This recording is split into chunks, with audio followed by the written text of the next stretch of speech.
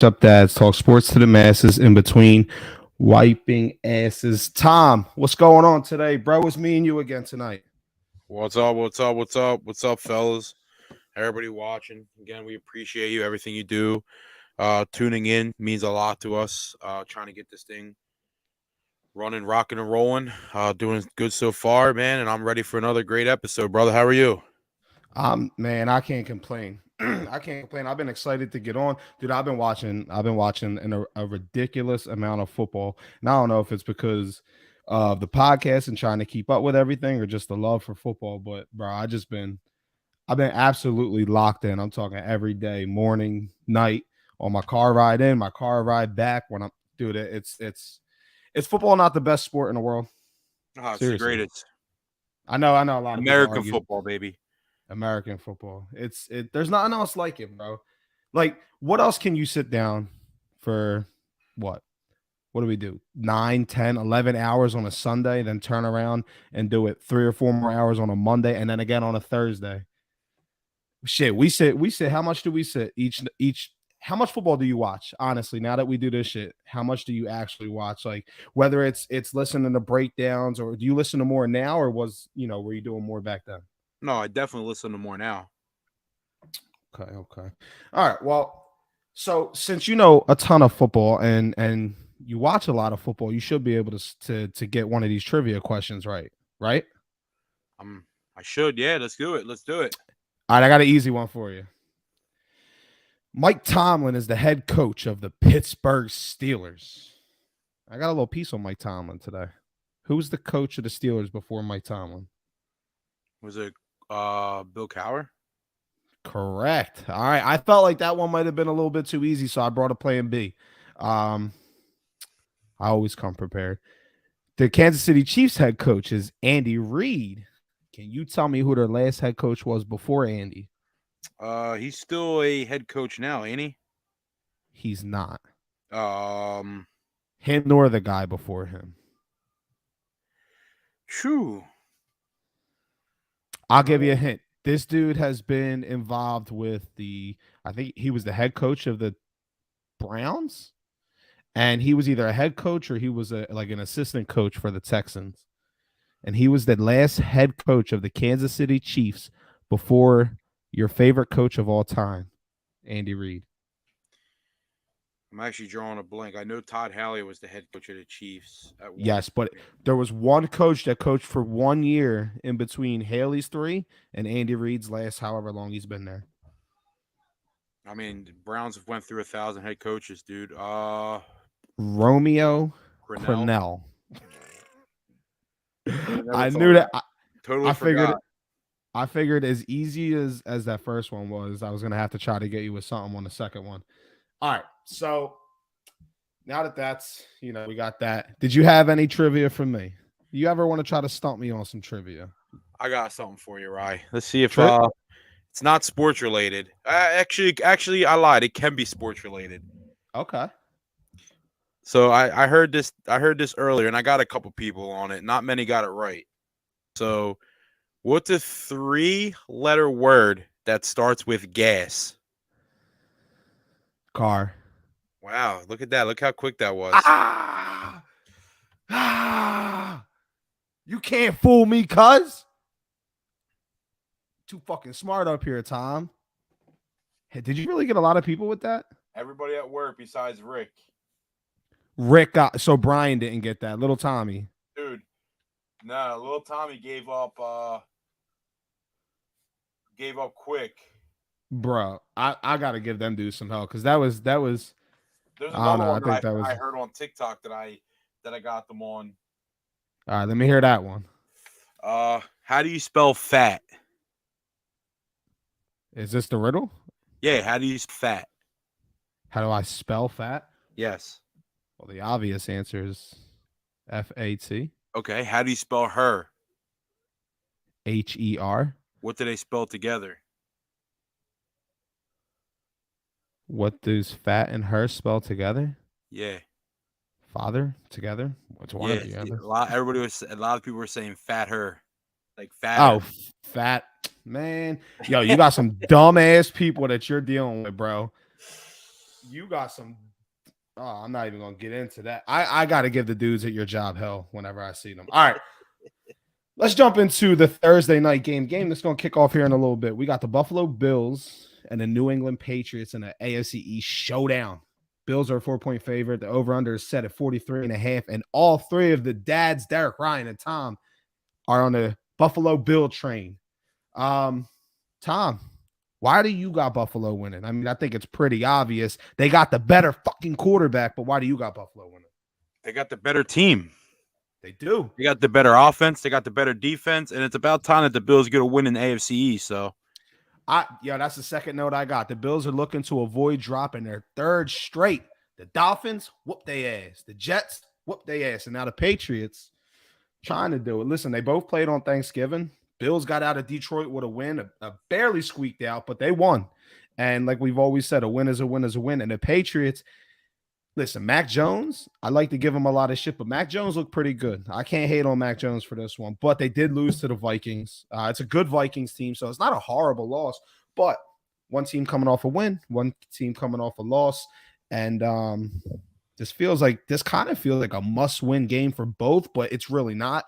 It's just it's AFC. Look, again, Bills can't go 0-3. They can't. And the Patriots, on the other hand, they can't lose another game. And you know, they got the Chargers creeping up. They got some teams behind them in the playoff race starting to, you know, maybe look at some daylight and say, yo, we're going to go after New England because that's a soft spot. We can get after them. I asked you a question earlier in the week. What was it? Is this a must-win for the Patriots? absolutely. So we know the Patriots aren't going to win a division with Miami and Buffalo, the top two teams in the AFC East right now. So I do think every game moving forward is a must-win game for the Pats in order to try to stay in one of them three wild card spots, like you said, with the Chargers creeping up. Even the Colts, low-key, still have a chance to try to make the playoffs. Raiders. I mean, you have Cincinnati there. Don't ignore what I said. I said the Raiders. Don't tell me the Raiders don't have a chance. So you still got like you said, the Chargers, the Colts, the Jags, the Raiders. I mean, if you're gonna put the Raiders in there, you got Indy, Jacksonville, Vegas. You got the Browns and the Steelers, all at 4-7, who can win a couple games.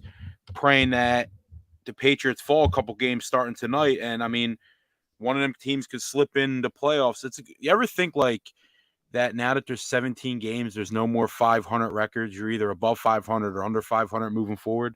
Yeah, and I like that. So we have a team that can go, 9-8? Mm-hmm. We have a team that goes 8-9. Of course. And so I'm looking at the standings. New England's not even in the playoffs right now. The Jets actually hold the 7th seed. So they're sitting at number 8. And yeah, they got some. Listen, the only one really on them right now is the Chargers. And the Chargers got a game against the Raiders. So that's a very winnable game. So this turns into, now the Jets are probably going to lose to the Vikings. So the Chargers could find themselves in the 7th seed by the end of this weekend. If all goes well and if New England doesn't take care of business here. But if they do win and the Jets fall, then New England could jump back up into that 7th seed. So it's going to be interesting in the AFC coming down the finish line there. Mm-hmm. So one thing I've kind of taken up with issue I've taken up with Buffalo is, look, we know that Josh Allen he's banged up, so they've been relying on the running game a little bit more, and they've had success, and that's where kind of New England is going to have to come in and really look. He's banged up. Keep him in the pocket, make him beat us with his arm. If he's able to get out of the pocket and beat us with his legs, we could be in a little bit of trouble. But when he does throw, and I'm talking about is the best quarterback in this game and one of the best in the league, Josh Allen, when he's throwing to Diggs, second to none. Their connection is probably best in the league. There's Diggs got the most targets in the league. I think he's got the most receptions. It's just them two together are electric. They're automatic, but they need a wide receiver too. And I've been calling all season for Gabe Davis, and he actually leads the league in yards per catch with amongst receivers that have at least 50 targets, right? Mm-hmm. And in that same breath, bro, he leads the league in those same receivers, he leads the league in drop percentage rate. He's dropping the highest percentage of any receiver with more than 50 targets in the league. So it's like you're not producing as much. You're dropping the ball, and that's a crucial part of this offense. Is if Gabe Davis is on, Buffalo's offense is nasty. When they had who they had last year, the year before, was it Emmanuel Sanders? He was that guy that was running around and kind of taking the heat off, and that may have predated Diggs, but regardless, that second guy, and then Dawson Knox, that tight end, getting open and just producing, that opens it up for Diggs, and that's when Buffalo's at its best, and that's just something that they haven't been able to get, and it's something that I really do think. Listen, they got 3 losses this year. 1 loss, Gabe Davis played decent. In the other 2 losses, he combined for 5 catches, 70 yards, no touchdowns. It's like when he doesn't show up, when he's not a factor in the game, their chances of winning go way down. And I want to see if he can get something going. All the attention's on Diggs. All the attention's on Josh Allen running. Like you're third or maybe fourth behind the rushing attack now in the pecking order of who the defense is looking at, and you're still not producing. It's time to put up for this dude. Absolutely, I agree. And it also a big thing what Buffalo I think needs to do is find a way to contain Matthew Judon, whatever you want to pronounce his last name. Judon. Guy's got 13 sacks. He's balling this year, probably second in running behind Micah Parsons. I mean, he's a big player, big playmaker for the Pats defense. I think he pretty much is the sole player on the defense, obviously. So that's a big save for the Buffalo Bills to try to contain him and make sure Josh Allen doesn't get hit. Like you said, he's banged up. So even though he's going to be running the ball, you got to protect him as much as possible. Yeah. Yeah, but he's still again, like we said last week, he's just one of those quarterbacks. He doesn't really care. It's crazy. He doesn't really care about what he does, what he puts his body through. He just fucking does it. And as for the Patriots, bro, their defense really does have a chance here. Bill Belichick is going, and this is where Gabe Davis comes in. Bill Belichick, there's 2 things certain with Bill Belichick. He's going to violate young quarterbacks, right? And he's always focused on your most dangerous weapon, meaning he is going to, every time he takes away the other team's number, or at least tries to, he focuses that game plan around taking away the other team's best weapon and makes the other guys beat him, right? So we know that Josh Allen's going to get it done on the ground. We know that Josh Allen is still going to get the digs. That's the question, that if they get Gabe Davis going, this isn't even a close game, right? If Gabe Davis doesn't get going, New England got a chance, and this is going to be a much closer game. This is going to be, I think it's going to be a good game regardless, but it's in Foxborough. It's a big matchup. I'm excited for it. I'm actually ready for it. I'm ready to get through this, so at least by halftime we're watching the rest of the game. But you got anything else on this game? I know, like I said, all 3 of us are on the side of Buffalo winning this one. I don't really have a score. No, I mean you touched it all. Only thing is listen, man, it's a division game. It could literally go any way. And we're not going to say because how good Buffalo is, they're going to go in and win this game easy. That's 100% not the case. I mean, New England can easily pull this game out and win. I mean, it's going to come down. I do think it's going to come down to the last possession of the game. That wouldn't be a stretch. Look, New England's been playing better, and Buffalo has been playing worse. So when you add them to already tight division game, that, with the exception of that playoff fucking ass whooping last year, is typically pretty close now. You could probably expect something closer, but we'll see. And again, we get a chance to see it. I love Thursday night football. I love Sunday. I talked about it when we first came in. Can't get enough of it. All right. So the next game I wanted to jump into, I'm not going to jump right into Philly because we're not biased. I want to jump into a game that you and I disagree on, and it's that the New York Jets are going to go into Minneapolis and defeat the Vikings. Skull is going the fuck down. Mike White, Tom. Remember the name. Stamp it on your forehead. Mike White. You know what Mike Nah, White did last week, Tom? against a very very bad Chicago defense that is in the fact of that they want to lose games to get that draft pick. I'm going with Kirk Cousins, baby. You're wrong again. So Mike White, for the correct answer, was 315 yards, 3 touchdowns, no interceptions, and a 149.3 rating. That was the correct answer, Tom. And you know what his name is? His name is, I don't know his middle name, but his name is Michael Joseph White. Look at the banner, the GOAT. No, but seriously, I don't think anybody's expecting a repeat performance of what Mike White was able to do last week, right? But he is the wild card for the Jets. Let's just be honest. This is the dude that it's Zach Wilson ain't going back in. If Mike White comes out and plays smart and plays good and lets that defense rally behind him, lets those playmakers make plays, and he's just got to be better than Zach Wilson. You know how easy that is?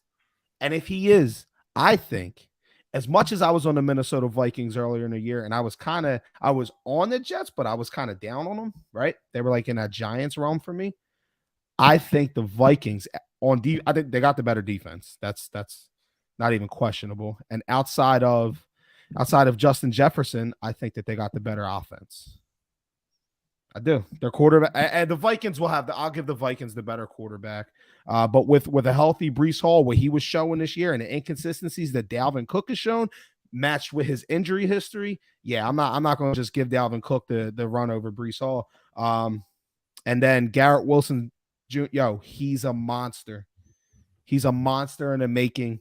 And I don't know, he's got 4 touchdowns on a year. Guess how many have come from Zach White? 2. 0. The kid is a stud, and Zach Wilson doesn't want to throw the ball to him. Is it because where did Zach Wilson go to school? Was it BYU? Yeah. Is it because that this dude went to Ohio State? Is there a beef there I don't know about, Tom? Because I don't understand it. Because you got a kid that big, that fast, and you don't throw him the balls, man. This dude's an idiot. That's why he lost the starting job. And that's why Mike White is going to beat the Vikings, Tom. Nah, I'm going with Jefferson, Adam Thielen, and TJ Hawkinson, baby. Look for Thielen to have another good game. Kirk Cousins. I mean, listen, the Jets defense is what's going to keep them in the game. Jets are not winning this game. Don't go nowhere. I got something for you. I'm glad you said the names that you did. Keep going. I mean, listen, we all know Jets front line is great. They get a lot of pressure on the quarterback.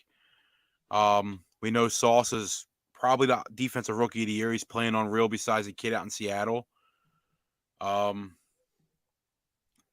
at the end of the day, I'm going to go with the more chemistry. I'm going to go with the better quarterback, the better receiver, the better complete offense, the better running back because there is no Breece Hall there.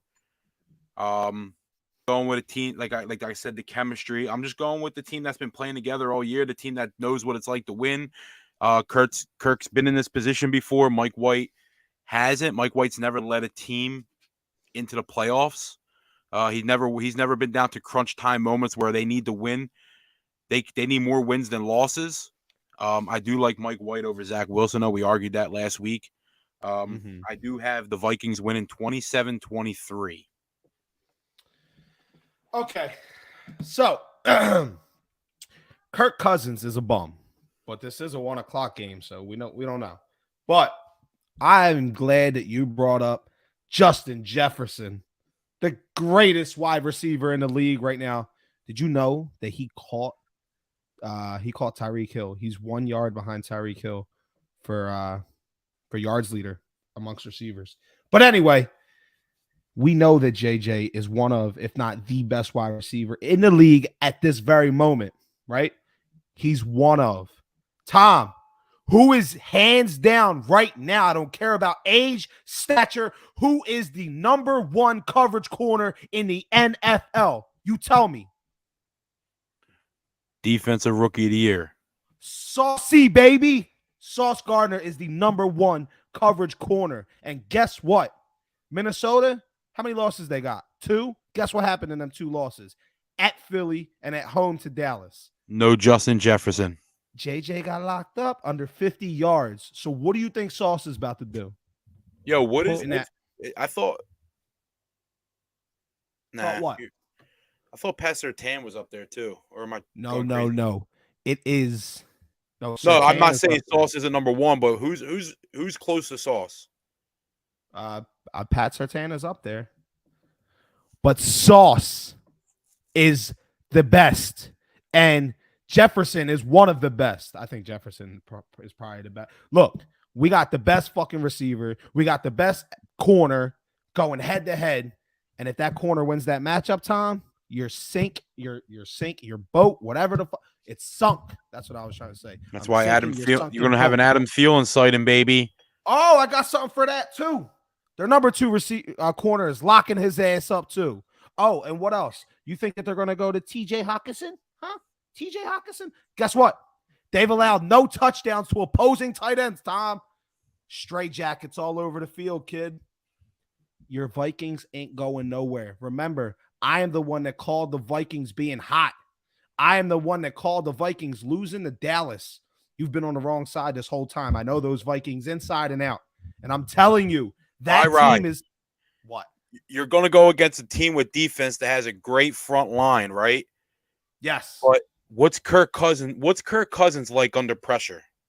Ooh, I'm glad you brought that up because I got something for that too. Damn, you think you're about to stump me.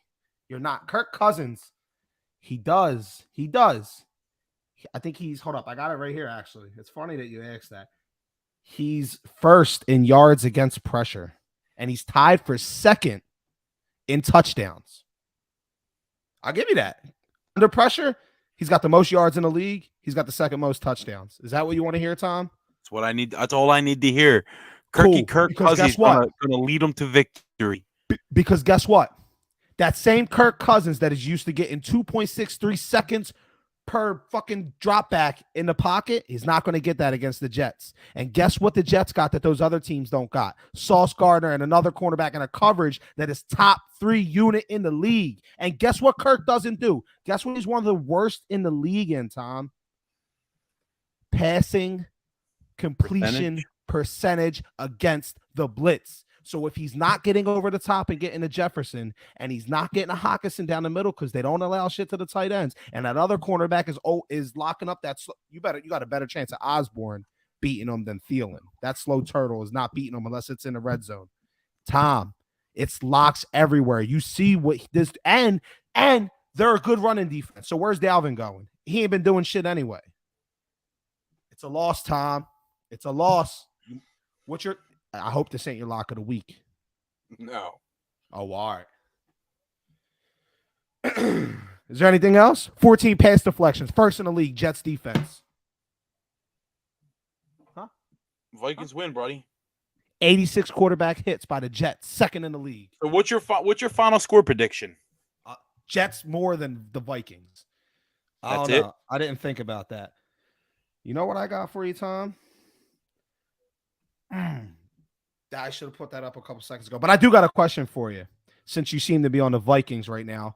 Again, I'm going on board to say the Vikings are losing to the Jets. Here's your question. Are the Vikings a top 3 team in the NFC? You have Philly, Dallas, San Fran, Minnesota. Is Minnesota in your top 3? Can I give you that answer after this week? Oh, no. Give me your answer going into this week, and then give me your answer again on Sunday. Going into the week, I don't think so. And the reason why I don't is because I'm firmly now, I don't care if they lose this game. I'm signed up for San Fran. Dallas already smacked Minnesota, and so did Philly. So they're not in my top 3. Yes, they're in my top 3. So who's not there? They are third. Who's not there? Because you've been on San Fran since the rip. You had San Fran higher than Dallas at one point, didn't you? Yeah, so I have the Eagles, I have Dallas, and I have Minnesota. Over San Fran? They haven't lost since you had them above Dallas. You're killing me, bro. The Vikings are pretenders. I told you. I should be a fucking stock marketer. I was riding a wave when it was high, and I told you when it was going to crash. And then it came back up a little bit, Tom. It's about to crash again. Get off. Listen, brother, I'm going to tell you right now that my bottom 3 teams in my power rankings are the ones that made the changes, brother. Okay. I get I'm picking up what you're putting down. All right. Let's move on. The Tennessee Titans and King Henry are heading to the link to battle AJ Brown and his new team, the 10-1 our Philadelphia Eagles. I skipped over a couple games I had here, but that's just because fuck it. Let's get into it. Again, you got Swole Batman and the Birds. They're welcoming King Henry and the Titans to the link. They try to push to 11-1 on the season and get that much closer to the coveted 1 seed. I think just initial thought, I think this game is going to be one of the most physical games on Sunday slates. On one hand, you got an Eagles team who can morph into any shape that they need to beat you on offense. If that means lining up and run the ball for 350 plus yards, they're going to do that. Just ask the Packers what we did to them last week. It don't matter through the air or on the ground, Tom.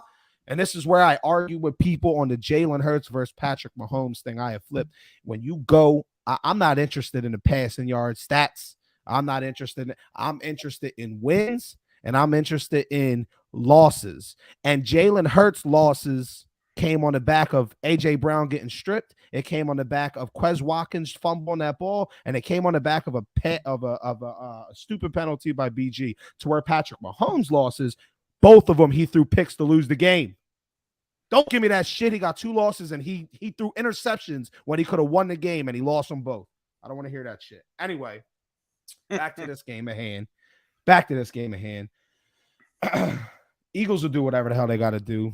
They will beat you on the ground or through the air. I actually think that this week they might be looking to go through the air a little bit more. But on the other hand, you have one of the most physically dominating running backs this league has ever seen.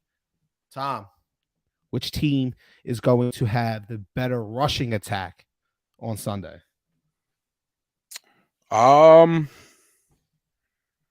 Surprisingly, I mean, if you're looking at the stats, the stats are going to show the Broncos. Jesus, the Titans are going to have the better rushing attack on the ground. Eagles give up like, what is it, 4? I'm looking at it right now on the stats. 4.6 yards per carry. Yep, that's what I got. Derrick Henry is not playing his best football over the last few games. Besides the 1 catch for 75 yards that he fumbled on, but that's besides the point. He has been getting bottled up on the front. It's streaky with the Eagles, as we all seen. It's streaky with the Eagles' rushing defense. We've seen against Indianapolis. Jonathan Taylor was making us look silly. Last week, they bottled him up. And then they bottled him up in the second half. It's the second half adjustments that are big for us on defense. Yep. Last week, Aaron Jones still had his game. A.J. Dillon had a decent game. It just comes down to if we could put up points and get Tennessee away from the run game, that's what our benefit is. I do think that we're going to have a high dosage of run, something like we did against Green Bay. Maybe not as many rushing attempts. I don't think Jalen Hurts is going for 100 yards in the first quarter, neither. Why not?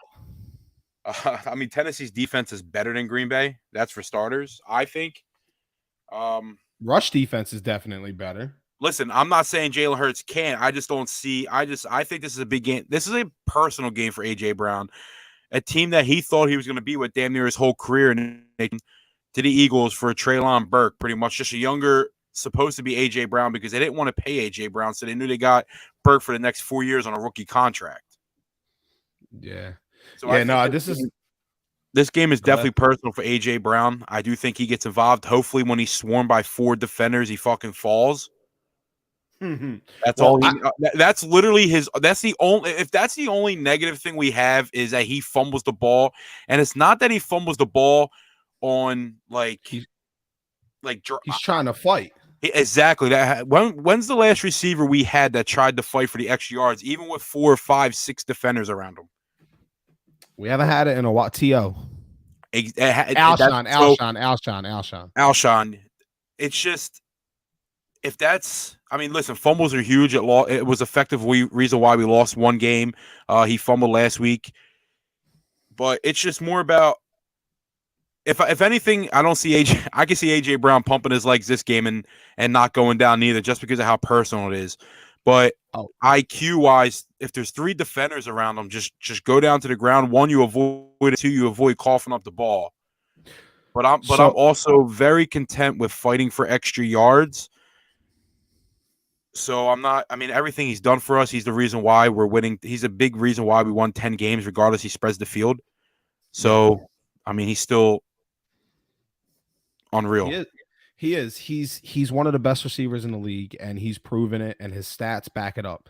I've looked through all the receiving numbers this week. He's top 10 in the categories that I need him to be top 10 in. And he is a huge reason why this team this team is so much different without that dude. And none of our receivers, I mean, none of our skill players typically are guys that I always say I'll never draft Eagles players for fantasy, because they've just never, ever since Doug was here, they just never been that team that's always gone after one person game after game after game. Like, when Houston, when they had DeAndre Hopkins, even though they had Will Fuller and some other dude, they were always giving this dude 15 targets a game. Right. And Yeah. then with the Bengals, AJ Green was getting those targets and Dez was getting those targets. Like, the Eagles never had a guy that they were going and targeting 15 times a game. And now I mean, he's still not getting those type of targets, but he's getting that bulk targets that we were lacking. We didn't have nobody to take that share. And now that allows Devontae Smith and a lot. That's another thing. Yo, the Eagles are still looking good. They're still playing good, and they're missing Dallas Goedert. That's a big, big, big part of our offense. The Titans rush defense is definitely better than the Eagles. The Eagles have looked better recently. They've put plays on the they put players on the field to try to help combat how bad they've been against the rush. But Tennessee, what's the number? They're letting up 3.8 yards per carry to running backs, 4.0 to quarterbacks. But in those games, and 3 quarterbacks that I really look at is Daniel Jones, I look at Patrick Mahomes, and I look at Josh Allen. This is all versus the Titans. Daniel, in the game, they limited Daniel Jones. He was the one they were able to keep to around 4 yards per carry. I think he had like 4.2 or something like that.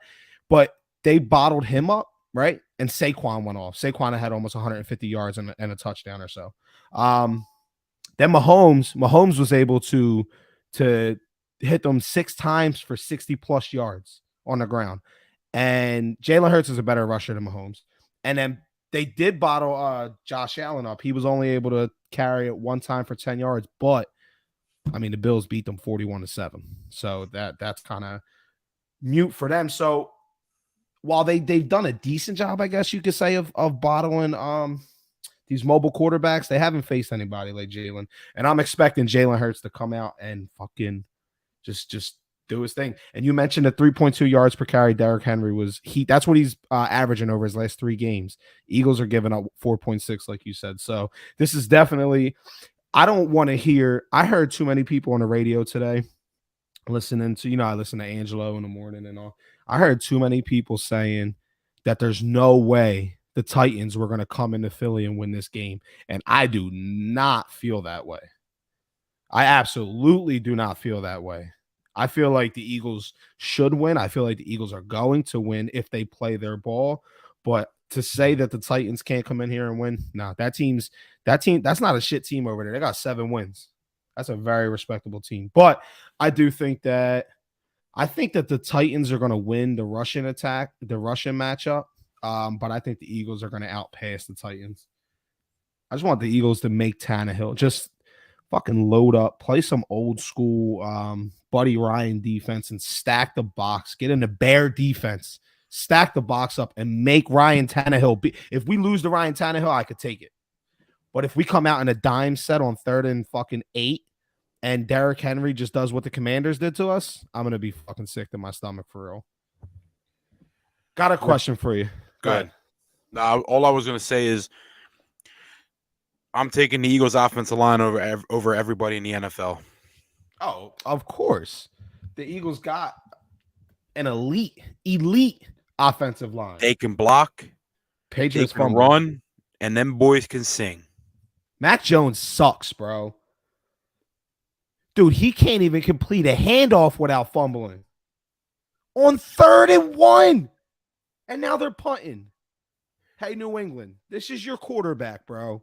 This is why, Tom, I want to be on record. I've said it multiple times already. Tom Brady is going back to New England, bro. You think so? Yes. He's going back to Bill. They suck. And by they, I mean Mac Jones and Bailey Zappi. They suck. They don't have a quarterback. This dude on 3rd and 1, Stevenson has a lane. He can't even complete the fucking handoff. He fumbles. It's 4th and 1. They got to punt it away. All right, question for you. Should the Eagles go and get Malcolm Jenkins with C.J. Gardner-Johnson out for a few weeks? What type of shape is Malcolm Jenkins in? He said I know what he says he's in. Terrell Owens also says he can still play in the NFL. How true is that? I think Terrell Owens can play in the NFL still. I don't know, man. I think maybe the game. I think the game might be a little bit for him. Just at his age.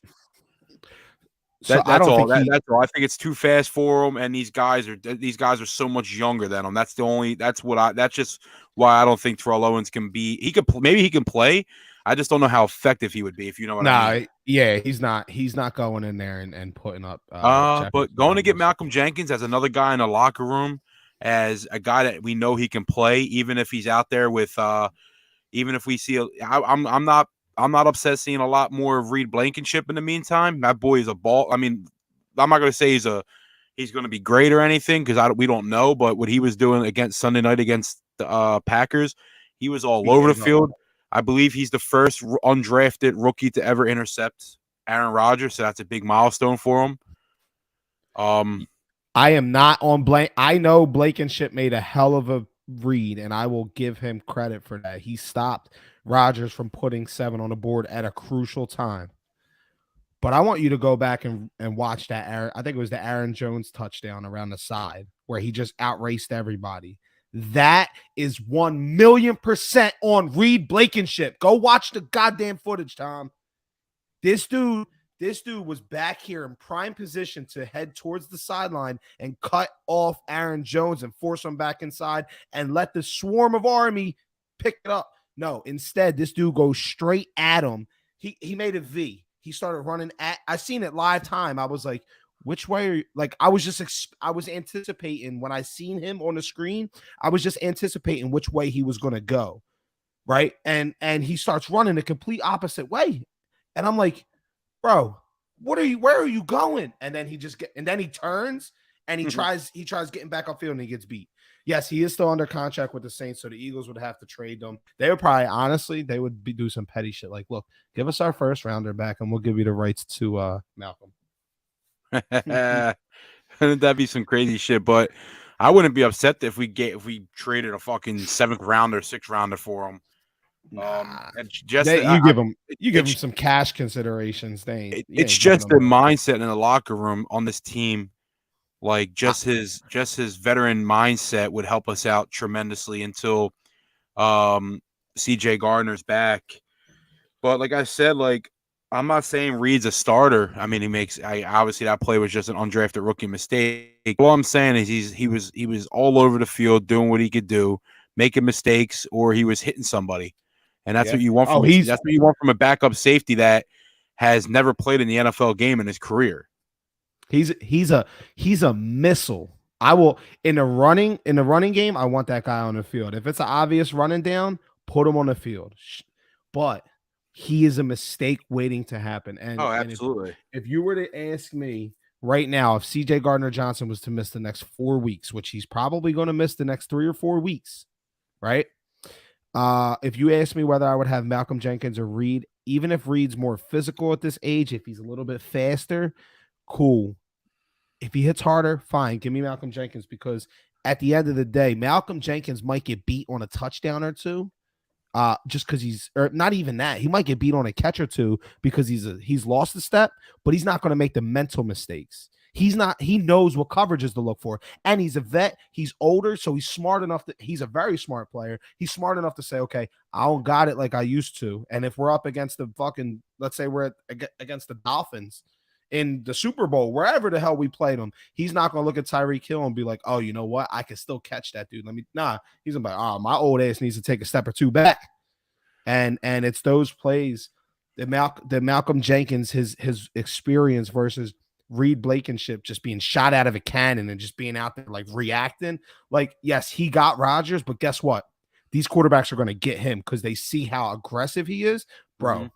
They're going to fucking eat him alive. I guarantee you, if he starts this game and plays this whole game, I see somebody get. The only way he doesn't get beat is maybe our corners are that good. Our corners are that good to where they can kind of hide some of his deficiencies. I was just about to say that. I want to get that dude off the field. Like I said, I think he's a mistake waiting to happen. Like, this game against the Titans is a game that he can play. Not saying he could play a lot, because you don't have any true. I mean, what do you have? Robert Woods and Treylon Burks with Ryan Tannehill. Like you said, our cornerbacks are so much better than our wide receivers. Our pass rush will get there. Tannehill's nothing special. I mean, he's not a bad quarterback. He's not a great quarterback. He's a game manager that just doesn't turn the ball over. Mm-hmm. But this is a game where, like, another game that Reed can get in there. So this is another game where we have that CJ could take the fall back. I don't know how did they mention how long he's out for with the lacerated kidney? He's gonna be out like 3 to 4 weeks. It was what I'm pretty sure I saw. So he's gonna miss Chicago, which is another game Reed can play. He's gonna miss the Giants game. So now, it's like, Reed in that Chicago game is gonna be nasty because he's gonna hunt Fields down. He, like you said, we'll go on my bad. No, you're good. Then he's got, who do we have? We have Chicago, we have the Giants, then we have Dallas, and then we have the Dallas is Christmas Eve. So we have Chicago. Is either Chicago or the Giants next week. We play them. We play the Giants next week. So then we have the Giants next week. Chicago in New York, then we're in Chicago, then we're in Dallas. So we have 3 road games in a row before we come back home New Year's Day to play the Saints, and then we play the Giants to end the season. So these next 2 games, I think, are games that Reed can play. So you're gonna have Sunday's game, and you're gonna have next week. So these are the next 3 weeks, and then hopefully by week 4, when we're going to Dallas, Christmas Eve, that's a game where CJ can come back. At least that's the ideal. At least I'm assuming that's the ideal. That's what the Eagles are hoping for, at least. Yeah. See, I'm cool with him playing in the Tennessee game because I don't trust Tannehill.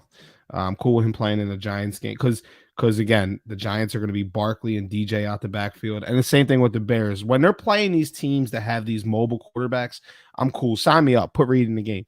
If they go against, I don't even trust them really too much against like Dak, just because Dak is a little bit, I hold Dak a little bit in a higher standard than, let's say, the Tannehills, the Fields, and the fucking Daniel Joneses of the world. I don't know. I just think that the dude is.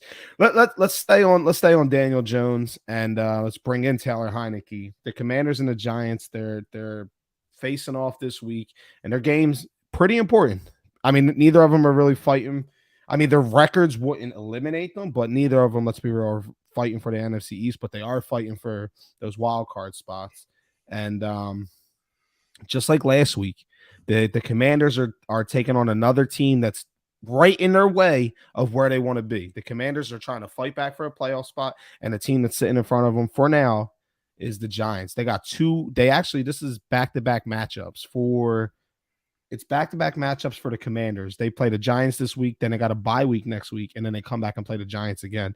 So they got a chance to really kind of take the lead and maybe create a little distance between themselves and Atlanta and start putting some of these teams behind them if they're going to be serious in the playoff push. Tom, answer this question if you know it. Who's the best team in the NFL since week 6? Little pop-up quiz. Best team in the NFL since week 6? Yes. Well, we gotta say the Eagles lost twice since week 6. Once. The Eagles only have one loss. Washington. The Vikings have lost twice. The Vikings have lost twice. Miami? The Washington Commanders are 6-1 since week 6. And one of those. Hey, you sound like me since week 5th. Since week 6, the Washington. No. See, I wasn't going there on here, Tom. I know, but it's just I, it's I because you was bust my fucking. balls so much about it. It's like in your everyday fucking vocabulary, like thom. Yo, thom. I never call you Thom. No, I don't. My Why the thing when fuck did it? Whose phone? It's in your phone. Is thom. it's on, I think it's in Joe's phone as Thom. It's somebody else. It's not me. You're in my phone as Tom Kashi 69. You rat. That's what you're in my phone as. Um, no, when I talk about you and yours, I say your favorite thing to say. Are you serious? Hmm. That's the Tom. I don't ever say Thom. I don't know where the hell that came from. But anyway, back to the Foreskins and the Giants. It's going to be, but neither quarterback is really that good. The Russian attacks are a little bit better. Defenses are pretty good, although the Giants defense been kind of shit since the beginning of the season, for real. But listen, Commanders again beat the Falcons. They were able to get out of there with a win, and even though the Giants they've lost their last two, it's an NFC East matchup, Tom. So it doesn't matter. Who do you think wins this game? The Commanders. Why? Welcome back, Chase Young. Is he active? He's looking to play MetLife. They're talking about it, that MetLife turf is not going to be a reason why he's not playing on Sunday. We have some beachfront property in Alaska I'd like to sell you, Tom. He was supposed to play last week, Tom. He's playing this week. Is it the Tom Flynn lock of the week? No. Because then I know we'll be out. Let's not get carried away. Stop trying to bait me into getting the lock of the week. You're going to get the lock of the week. You're going to have to wait another hour. An hour? I don't got an hour in me. All right. So you said the Commanders or the AKA the Foreskins are going to win. And I don't believe you. Oh, what did I do here? You definitely call him Thom. I do not call him Thom, bro. That is my boy. Stop disrespecting Thom like that. Tom like that. Mike Fiore. It's on your screen, Thomas. Tom, now you're going to have the people think that I bully you about your lisp, and that is not the case. Thucker and Thuckentath. Suffering. All right. So, Mike, I never called him Thom. I have no idea where that came from. But, you picked the Commanders, and I disagree. So I'm about to tell you real quick, and then we'll move on. I'm going to tell you why the Giants are about to whoop that Washington ass. One, because they put up that disrespectful ass memorial of Sean Taylor. They deserve to get their asses whooped in every game from here on out. I don't care if it was the players that did it. Them motherfuckers need their asses whooped for that. But anyway, the reason why they're going to lose and the reason why I'm actually watching this game is because of Saquon Barkley. This man went from playing like a top 5 running back in the league to back-to-back games in which he put up 22 and 39 yards versus rush defenses, Tom, that weren't even really that good, right? He averaged 2.3 yards per carry in those two games, his last two games. And Washington, they're allowing 4.4 yards per carry. So hopefully Barkley can get it going, but he's going to have a hard time finding the end zone. Washington is tied for third best in regards to touchdowns allowed to opposing running backs. I know. I'm like bolstering your argument right here and everything that I'm saying right now. I'm telling you why the Giants are winning while building the fucking Commanders up. I don't know what but listen, I got more. I'm like a fucking encyclopedia of sports over here. On defense, what happened to the Giants defense that we seen earlier in the season, Tom? They were never shut down or lights out, but they were respectable. In their last 4 games, they've only slowed down the Texans. And even in that game, the Texans outgained the Giants in total yards and passing yards, as well as yards per play. And that's the end of my fucking spiel. I have nothing else for you. And with all that being said, the New York Giants are beating the Foreskins. Why? Because the Foreskins deserve to get their ass whooped over the Sean Taylor Memorial. And I don't believe in, and I fucking hate that weasel Taylor Heineke. I hate that he got a new pair of Jordans, custom Jordans this week in black and red because he beat the Falcons because Mariota can't throw the ball over a defensive lineman. I'm starting to hate the Commanders more than the Giants, and I never thought that would happen because you know how every division, I feel like every division has that one team that you're just like, You're so terrible. We don't even care about you anymore. Like, we obviously hate the fucking Cowboys. It's Cowboys is number one in our hatred. And I feel like maybe back in the 90s and before that, it was probably the Giants or the Redskins back in the day. But now it's Philly. I don't care. It's Philly and Dallas is the best rivalry in the NFC East. But after that, it's the Giants. I don't like the Giants second. And then the third was the Redskins because they sucked for so long. I was just like, who cares? Why even hate on these dudes? They're terrible. But now, with that little weasel doing what he did when he beat us on a penalty, I can't stand the command. I want Wentz back. I want Wentz back because I want the Commanders to be miserable. I want them to lose every game. And I want them. I want to see Carson Wentz back on the field. So let me tell you something. Let me tell you a little something real quick, Rai. Tell me a little something, Tom. Go on record saying also fuck Dan Snyder. Mm-hmm. But with that being said, this is the Commanders right here. Ready? They play the Giants this week. Next week, they're on a bye. Then they come off the bye, and guess who they play, Rai? Tell me. Like I didn't. The Giants. I know. So they got Tell the me Giants, why that's relevant. the Giants, the Niners, the Browns, and the Cowboys.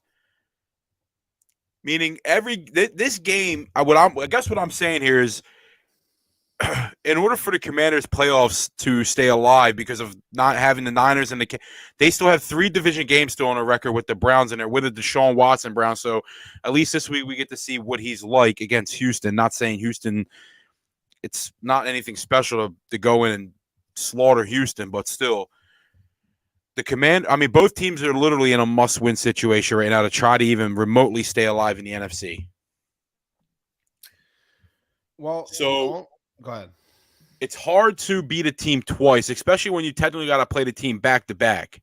And then the advantage to Washington is they get to play the Giants off of a bye week. Why? Who do the Giants play next week? Us. They play us. Exactly. So it's only going to favor Washington playing this week, going into a bye to play the Giants again, which Washington needs to win both games. I agree, but that doesn't mean that they're going to win, Tom. That Commander's tribute was super disrespectful. Like some intern just grabbed a mannequin and tossed random Washington shit on it. Now, I did see, and I can't confirm because I didn't read too much into it, but I did see in my browsing that I've done this week, somewhere where it said that whether it was Dan Snyder or somebody from the PR said that his daughter actually designed that. And if that's the case, then I will stop talking shit about it right now. And it's the greatest thing I ever seen. But if it was the Commanders that did it, you guys suck donkey dick. Why didn't he get, dude? I seen another thing is that Philadelphia, I think Sean Maynard posted it. Philadelphia made a statue for 2 guys that called a play once, meaning Foles and Dougie P. And they couldn't make a statue for this dude. They put a mannequin on.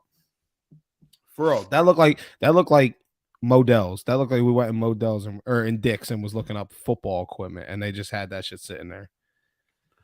No, I agree. Also, off topic here, I don't know who the flying dog shit Marcus Jones is, but he just caught a 48-yard touchdown pass from Mac Jones. Oh, Marcus Jones is the rookie. He's the return man. I'm pretty sure he's the return man. He got some speed, bro. So what? The Patriots are up on the Bills. The Bills suck. Somebody I fucking knew that was coming. Bro. Come on, man. Marcus Jones? Mac Jones? Yo. Once you start listen, if ESPN's right, Marcus Jones is a fucking cornerback. Maybe. Maybe we got some New England guys in the comments right now that could drop it and let us know. Well, I never said he was a receiver. I did say he was he was a return man. A corner and a returner. That was his first play on offense. Is that true? No, that's what I was looking at because I honestly didn't know who he was. So when I went on to see his stats, and he has 4 total solo tackles. Like he hardly plays defense. I believe he doesn't even play defense. Or so he plays, but he doesn't play much. So he just comes out to light up the Buffalo Bills on primetime. Yeah, it's disrespectful. Anthony Arsh, your team better fucking get their head out their asses. That's very disrespectful and embarrassing for the Buffalo Bills. Embarrassing. Sort of like letting a backup quarterback beat you in the Super Bowl. Super Bowl 41-33, baby. All right. So the next game I wanted to jump into. Oh, the Tom Flynn lock of the week is coming soon. Get your checkbooks ready. Get your debit cards. Remortgage the house. Put a second lien on your mother's house. The Tom Flynn lock of the week is guaranteed with our money back guaranteed this week. All right. No money back guarantee. Make sure we highlight that. Broncos are taking on the Ravens in Baltimore this week. And neither team can come into this game with too much confidence after the Ravens blew another fourth quarter lead versus the Jags and Big Balls Doug. Who said something about our Big Dick Nick and Big Nuts Doug last week? Well, we're name dropping it again. Big Balls Doug. And the Jags they snatched the Doug. That was vicious. And again, we talked about it with Kev. I knew as soon as they scored that touchdown that Dougie P was doing his thing and going for it. But they blew that game, and as bad as I feel about them, I just feel a little bit worse about the other team who they just lost to Carolina, whose quarterback carousel can only be rivaled by that of the Saints or maybe the Jets. In terms of the worst, the Panthers stink. They don't even know what the fuck. They don't even know if they want to win. And you just you didn't lose to them. You got your ass whooped, Denver. And I backed you in this game. It broke my heart, and I'm not backing you no more, Tom. If I try to back the Broncos at any point for the rest of the season, I swear to God, I'm not going to do it. If I try to, backhand me, bro. I'm dead serious. You have anything for me? Buddy. Okay, cool. So, because Baltimore has Lamar, who has been up and down, right? But I trust him. I trust this version of Lamar much more than I trust Russ. I just don't trust the dude at all, right? Do you have any trust in Russ at all? Listen, I have no trust in Russ. I have no trust in the Broncos offense. Broncos defense is losing my trust. But then on the flip side is I'm losing complete trust in the Ravens offense. Even though you have Lamar Jackson, you still should be able to put up some fucking points on the board. I agree. Like, I mean, I do think the Ravens win the game. They're not my lock of the week. They'll never be my lock of the week. But I don't think they cover the 8.5 point spread. That's outrageous. I do think that point spread is a little much there. But then we also thought Minnesota being the favorite at home against Dallas was crazy. The underdog, yeah. Let's underdog. I mean, who the fuck knows what's going on? Vegas knows, dude. Vegas fucking knows. They do. Listen, Baltimore has led by more than one score in every game that they have lost this year, right? But be rest assured, they will blow a lead to 30 of the other 31 teams in the league outside of themselves. There's one team that they will not blow a lead to, and that's the Bucking Broncos of Denver. No shot. But they do got some problems, the Ravens, and I want to highlight those problems. Because part of the problems for the Ravens is the red zone offense, right? Last week, they were 2 for 5 when it comes to, and I'm strictly talking touchdowns. I don't care about the field. I'm talking converting red zone attempts into touchdowns. Last week, they were 2 for 5. Not very good, right? Last season, the Ravens ranked 14th in the league in converting 60.71% of their red zone appearances into touchdowns. 14th in the league. 61%, Tom. Remember those numbers. This season, they're 24th. 10 slots lower. And they are almost 10% point lower as they're at 51%. They're under 40% in their last 3 games. So they're getting there, but they're not punching the fucking ball into the end zone. They're settling for field goals. They're going for it on 4th, and they're not getting it. And then they're turning it over on downs. That's what's happening. They're not getting touchdowns. And with that, I want you to welcome the Denver Broncos and the league's ding, ding, ding, the best red zone defense in the league. Not only are they the best at stopping their opponents from scoring 6 points in the red zone, they're sitting at 30.77% for the season, right? They're the best. Guess what number 2 is? They're at I'm going to round them up. They're at 31%. Number 2 is at 42. So not only are they the best team in the league at stopping red zone attempts from turning into touchdowns, they fucking smoke everybody else, right?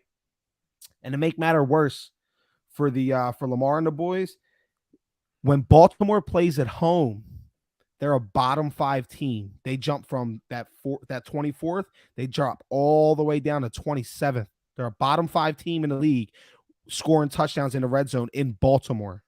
Whew. In Baltimore. How do you go home and play worse in the red zone? Right? So I'm looking at it as, to counter that, they do have the 4th best turnover margin per game when they play in Baltimore. So they're not turning the ball over. So maybe those field goals and if they could hold Denver to, no points, they go ahead and win this game. But can they capitalize? And my answer is no. And I'm flipping the script, Tom. Fuck it. I'm going with Denver on this one. Broncos Nation. Let's ride, baby. Woo! There ain't shit you could do about it, Tom, because the Ravens stink. I don't trust them. They don't score in the red zone. And you asked earlier something about the Denver defense. They're going to show you this week.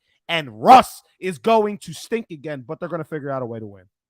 Now I get a free slap. Have it. You're putting all the faith on a shitty Denver Broncos Nation. They stink. Russ stinks. Listen. How about we double it up? If they lose, you slap me twice. And if they win, I don't want to slap you. I do think that I actually do. I've talked myself. I still have right here in my notes, all 3 pick Ravens. And that was a big, and even coming into this, bro, I still was on the Ravens. But that's been what's been turned. That red zone has been sticking in the back of my mind, bro. And it's like, you can't pick the Ravens because of this, because they're going to get down there. They're not going to convert, and it's going to come back to bite them in the ass like it has in every single game that they played this year or that they lost. All I'm going to say is the Ravens win a very close game, but take the points. Oh, is that a subtle hint? Tom, are the Ravens fixable? It seems gotta get some players healthy and acquire some offensive talent. All right, another question. Is Russ losing the Broncos locker room? Or did he already lose it? Huh. I don't know if he already lost it, because I feel like if he already lost it, we would have heard something through somewhere, whether it be on Twitter or Stephen A. says Uncle Shan says it. I've been hearing that. I've been seeing tweets. I haven't seen anything like on the headlines about it, but I would not be surprised. I mean, the guy can't complete a fucking, like, what do you mean? I'm talking about like on the Broncos Twitter page or anything like that. Well, you think the Broncos are going to come out and say that their cornerbacks and their wide receivers don't have faith in their quarterback? No, they're not coming out and saying that. I mean, I haven't seen it anywhere is my point. I have. Next time I see it, I'll send it to you. Because there was shit about, I feel like I've been hearing chirping about Russ losing the locker room since he was doing fucking high knees going to England. Seriously. All right. So we're in agreement that the Broncos are going to beat the Ravens. No, I got the Ravens winning. Broncos covering the point spread. Oh, okay. And so you're giving the Broncos some respect. All right. Steelers and Falcons in Atlanta. This is kind of like and the reason why I wanted to talk about this game, and I'm going to scrap everything else that I had, because really, who gives a fuck about this game? The Falcons, although they are a half game back in the NFC South, I still don't think I'm not picking the Falcons and Mariota, especially without Pitts now. I know he wasn't producing, but he was a target. I'm not taking them over Brady and the Bucs. So yeah, the Falcons are done. The Steelers got one thing in mind, and that is Mike Tomlin. My man has the longest stretch for winning season or non-losing seasons in NFL history to start a coaching career. He's currently at, I think it's 15, and he's looking to make it his 16th. Now, they already have 7 losses. So in order to do this, they're going to have to start winning some goddamn games. And they did it on Monday night. They beat the Colts. They could be without Najee Harris, and Benny Snell is looking to maybe get going, and he's a beast. Kenny Pickett came out and endorsed him this week. It's looking like, with that endorsement and them still kind of being questionable on Najee, I'm kind of leaning towards thinking that Snell's going to play. But hey, Najee could play. It's an abdomen injury he's dealing with. And yeah, I'm going to be on Pittsburgh in this one, Tom. I think the Steelers are going to win this. Again, a lot of times when it comes down to Steelers, and the Bills just scored, and it was Stephon Diggs. Who else?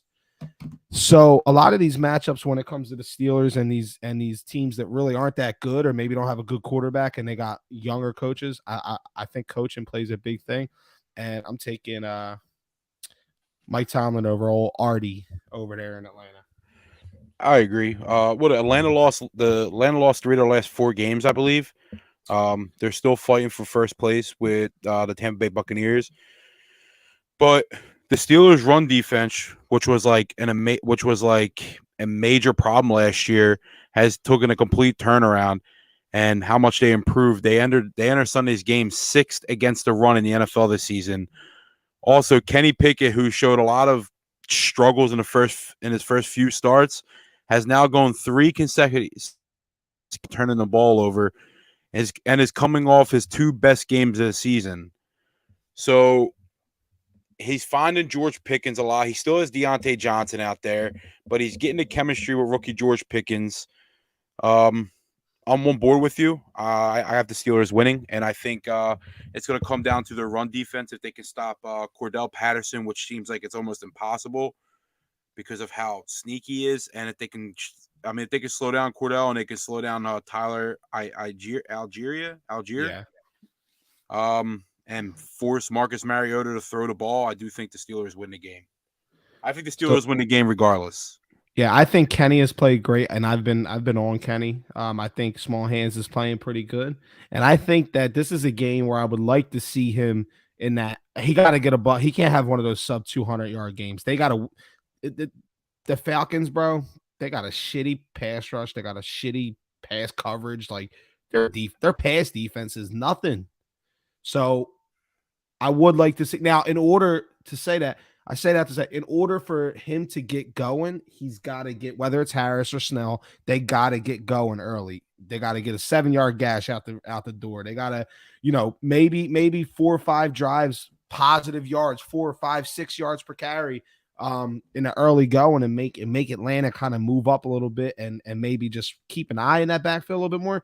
And then let Kenny do his thing and keep a good mix. And that's where Tomlin comes in. And I don't think Tomlin's not going to let the game get away from Kenny Pickett. He's at that point now to where, listen, TJ Watt is back. Our defense is serviceable. We can get through with our defense, and we have a rushing attack that's getting better. You protect the ball. I'm going to put you in good positions, and it's up to you to execute. And the last couple of weeks, he's executed. Look, they didn't win against Cincinnati 2 weeks ago, but they played a hell of a game. They played better than a lot of these teams. Who did Cincinnati play last week? Tennessee. The Steelers played better than the Titans did last week. They played. That Steelers would have beat the Titans head-to-head last week if they played like that. That's an effective team when they play like that. I agree. Also, shout out to Josh Allen for connecting to Stephon Diggs for 8 yards for a touchdown to go up on the New England Patriots 10-7. 10-7 over those bums and Mac Jones. Imagine losing to Josh Allen. If you lose to Mac Jones, cuz don't do it. All right. So the Detroit Lions are hosting the Jacksonville Jaguars this week. And both teams are 4-7 coming into the game. Jags were able to rally from a 9-point fourth quarter deficit to beat the Ravens 28-27. And former number 1 overall pick Trevor Lawrence led a 10-play, 75-yard drive in the final 2 minutes of the game against Baltimore. And he hit starving Marvin Jones for a touchdown. And then he hit the game-winning 2-point conversion to Zay Jones. Not related. The Jags may not be staring at a playoff spot right now, but if they want any chance of pulling out a playoff miracle run, they got to win this game. And same goes for Detroit. They both got to have it. because they're both what I said. They're both 4-7. You're not making the playoffs with 8-9 wins or 8-9 losses. 9 losses is too much. You probably got one more loss this year. You could finish 9-8. You might be able to squeak something in there if some of those other teams collapse. But it's going to take a lot from both teams. The Lions, they're coming off a 3-game winning streak that ended on Thanksgiving to the Buffalo Bills in a game which they played really well, and they took the Bills to their limits. Jared Goff is a different beast when he's playing in Detroit, and I actually do mean beast. He's actually a pretty good quarterback. His 15 touchdowns is just 3 picks in the Motor City. He has not thrown an interception like Kenny Pickett in 3 straight games, Tom. Jared Goff is reborn. Both quarterbacks should be drooling in this game. As the opposing defenses are piss poor against the pass. And for the Jags, they're the worst tackling team in football.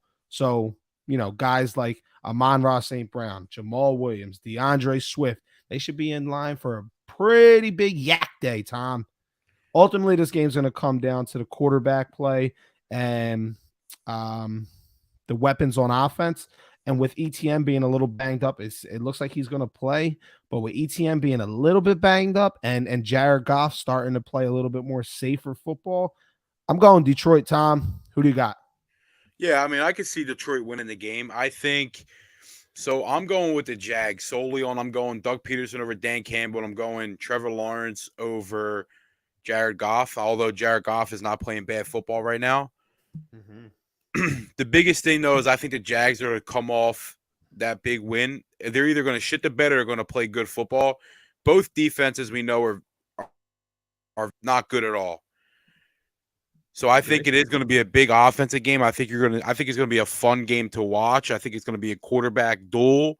I think there's going to be a lot of points scored. And I think if you have, for fantasy reasons, to start every receiver you have on the lines and start every receiver you have on the Jags, whether it's Christian Kirk, Zay Jones, or Marvin Jones, I would stay away from Marvin Jones, so I lied there.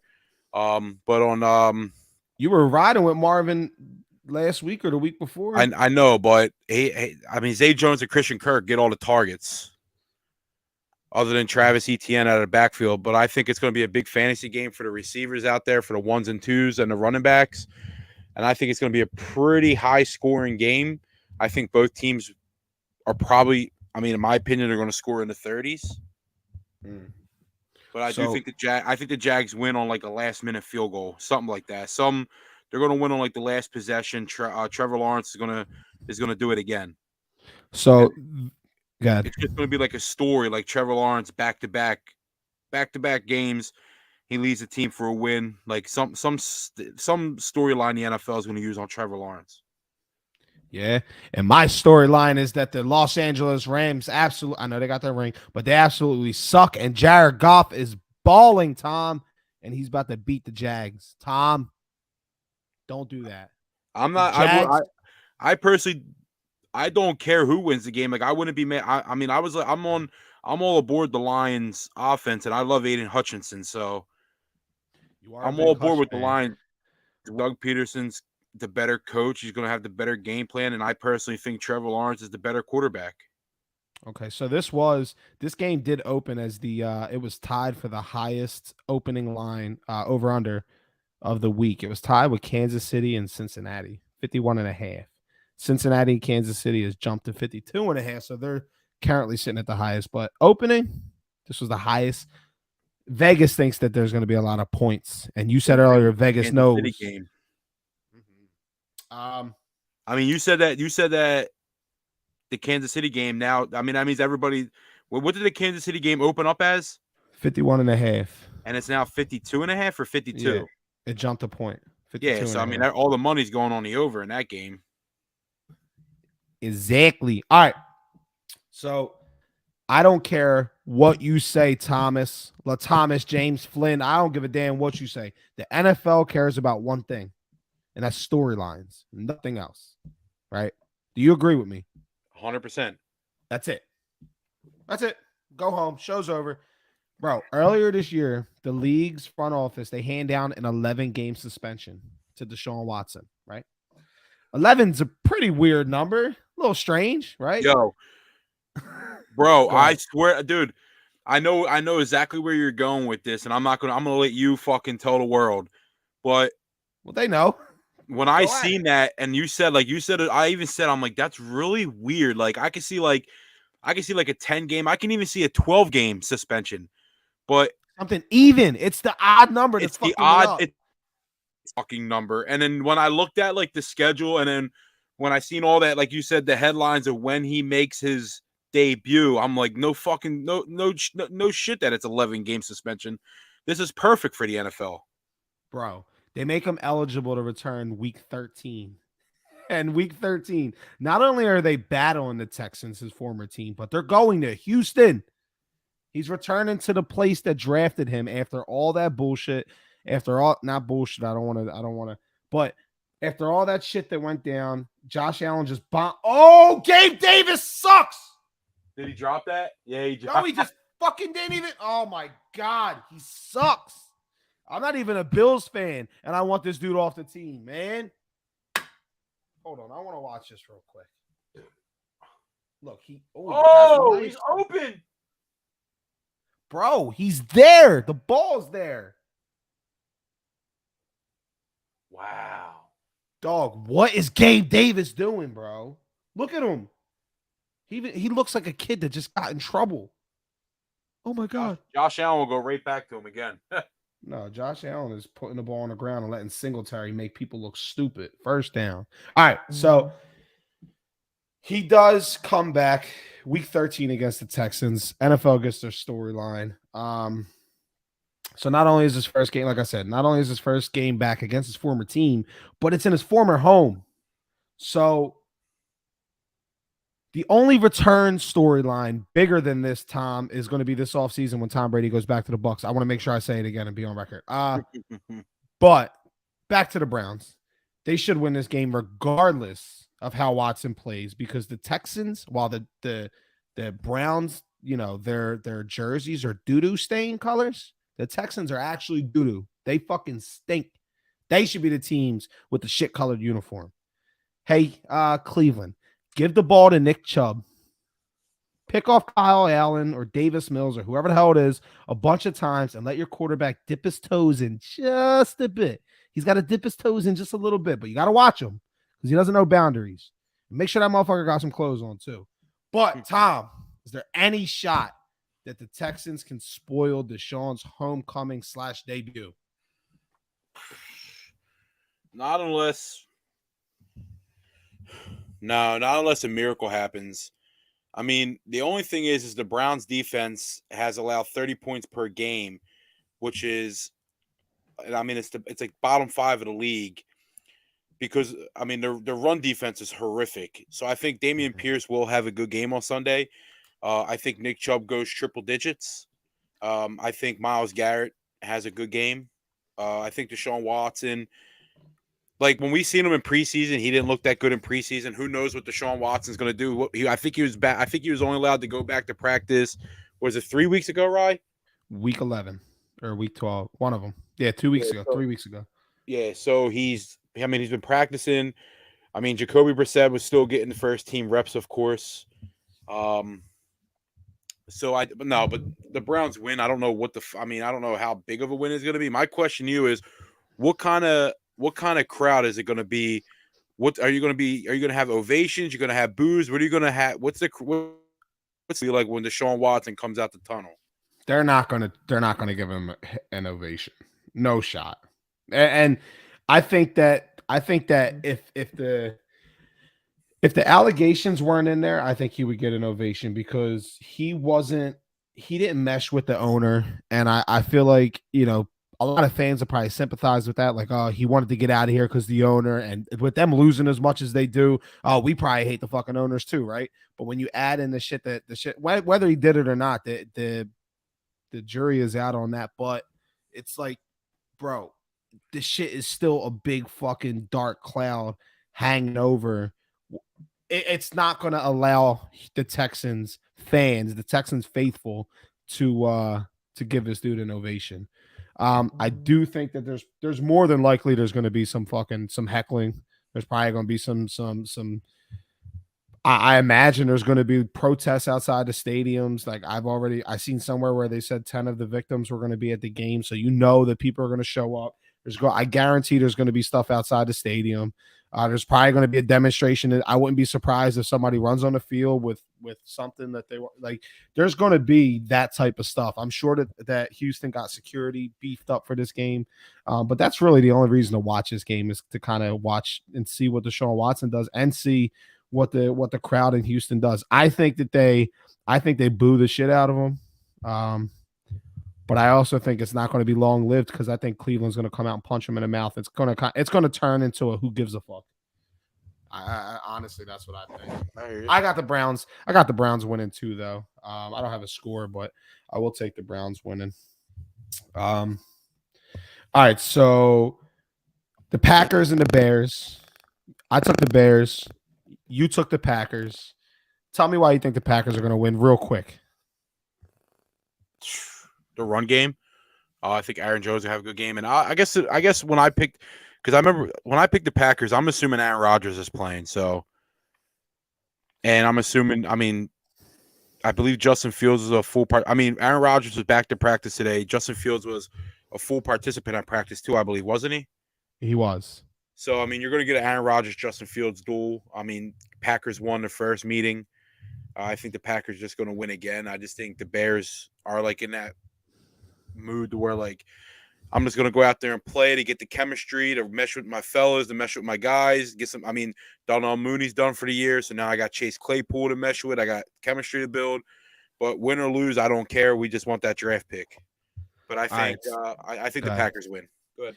All right, so I think the opposite. I think Chicago wins, and the reason why is I think I've been a little off base with the Bears and Justin Fields, right? I've been calling for Justin Fields to win one of these games, and I keep hearing Collins and Brents and Cornell's telling me like they don't really like, and I understand they're not going to win a Super Bowl. They're not going to make a playoffs this year, so get the better fucking draft pick. I'm on board with that. But all I've been asking for is Justin Fields to win me one game. And those games were against the Lions, the Vikings, the fucking the Jets, the Falcons. Like, who cares if they beat the Jets? Who cares if they beat now this game? I could be just leading myself down another road that leads nowhere. But if he was going to win a game, this is they don't need the number 1 pick, Tom. They don't need the number 2 or number 3 pick. They could win one game and still get a top 3 pick guaranteed. Win a fucking game for your city. This quarter, Aaron Rodgers went out into went to your stadium, scored a touchdown, looked at your entire fan base and said, I own you. And then went on a podcast and said, I own the Chicago Bears. Bro, if this isn't a time for Justin Fields to stamp the future, Cornell said Justin Fields was better than Aaron Rodgers. This is the game to show me. This is the head-to-head matchup right here. This is your chance with all the turmoil, with him coming back off an injury, right? And playing when people are thinking, is it Jordan Love's? If the Bears come out and beat the Packers, that fucking rips the Packers from the inside out. Because now the doubts are creeping. The noise gets louder. Rodgers out, Love in. Rodgers out, Love in. And now that creates a terrible. You think Carson Wentz's situation when he got benched was bad? Man, let them put Jordan Love in while Aaron Rodgers is still healthy and watch how that goes. There ain't gonna be no happy. They owe him money. He will not work with them to get. I think there's a chance that they could go into the offseason and work out a trade for both sides. If they bench Aaron Rodgers in the middle of the season, that shit goes out the window. That motherfucker is going to be petty Betty. And this is a chance for Justin Fields and the Chicago Bears to take the dude that said to your fans, I own your team, and put him out of his fucking misery. And if they don't do it, Justin Fields is a coward. And I don't want to hear nothing about the city of Chicago no more. Listen, bro, it's like Aaron Rodgers owns the Bears like Joel. Bear down, baby. Like Joel Embiid owns the Bulls, baby. He does fuck the Bulls up every time. I would love to see his. I think I did pretty it sure before. if my mind is right, he's undefeated in his career against the Bulls. Yeah, he's like 6-0. Yep, he's never lost. But or maybe more than that. His stats are. I think he's averaging. I did it with Cornell. Me and him talked about this shit, and me and him went back and forth, and I did the research, and it was like I think he was averaging like 37 points a game against the Bulls or Yo, something. did this man? Am I? He just Nah. scored. I'm tripping. Gabe Davis. We got a Yeah. Gabe Davis touchdown. Is it? Wait, does it stand? Oh, there's a penalty. We're about to find out. There's a penalty. If they score, if That's Gabe a Davis, touchdown. if this touchdown goes to Gabe Davis, game over. Shut the game off. It's over. The Buffalo Bills scored a touchdown with Gabe Davis. It's a wrap. Don't watch. Save yourself. Go to sleep and get your beauty rest. Not that you guys need it, but go to sleep. Tom. Yo, so I'm watching the game. Like the TV's behind me because my computer's on the desk. Mhm. So I'm like, I look up in the mirror and I can see the game, and I fucking everything's backwards. I thought this fucking dude threw a touchdown pass with his left hand. That's when I was like, "There's no way." And then you started screaming Gabe Davis, and I turned around. And I was like, "Oh, dude, that's why I was like, I think I'm tripping." Yeah, you are definitely no left-handed. He's not Mahomes. But all right, so Bears are going to hopefully stand up for their city and beat Rodgers. Right? This might be. Yep. What did they play already this season? I don't think so. But this could be the last chance that the Bears have at Aaron Rodgers in a Green Bay uniform. They did already play this season. Yeah, the Packers won. And Packers won. So this could be the last chance that the Chicago Bears get a chance at Aaron Rodgers, and it's in Chicago. I don't care that you want a draft pick. If you let that motherfucker go in and win that game, and he leaves Green Bay next year, or he comes back, whatever, that motherfucker does own you. This is your chance to say, nope, get your bitch ass out of here. That's right. He's not Mahomes. No, he's not Josh. Hell no. All right. I've talked too much about this team in the last couple weeks, and I've said all I need to say nice things about this team. I do got them winning. Seattle Seahawks at the Los Angeles Rams. All three of us got the Seahawks winning. This fucking Geno keep balling out. And the Rams are on a backup quarterback that has no business being in the game. They have now lost Cooper Kupp and Allen Robinson for the season. And Aaron Donald's not playing in this game. It's just looking all bad. Did you know that Jalen Ramsey is tied for first in most touchdowns given up on the season? No, I just know he gave up one to my boy Travis Kelce. Yes, he did. I like that you guys are live during the game. Hell yeah, baby. We were live during the Eagles game on Sunday. We were just talking about your boy. Yo, we talked about that extensively last week. Was the Kelce versus Jalen Ramsey matchup. And you know, Kelce did his thing. I don't know if there's not a single defender in the league that could stop Kelce. No. There was it's crazy. A conversation that I was in on earlier that was actually a really good sports conversation is I'm not going to say of all time yet.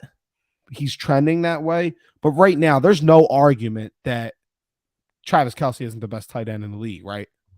Like, I remember a couple years ago when it was the Eagles Super Bowl season, was Zach Ertz? Is it George Kittle? Is it this person? And then Mark Andrews started balling. Is there any chance that it's not Travis Kelce? And the answer is no. Travis Kelce is the best tight end in the league, hands down, bar none, second to none. There's no argument, right? But my question is he top 5 pass catcher in the league? When you combine tight ends and wide receivers, Tom, is Travis Kelce top 5? I think Tom might be muted. Is Travis Kelce top 5? Somebody was knocking on my door, so my dog's barking. It's all good. We're dads. The shit ain't perfect. We got dogs and kids. My next door neighbor, knocking on my door. I don't know why, but Travis Kelce is hands down the best tight end in football. It's not even close. No shit. Is he a top 5 pass catcher in the league?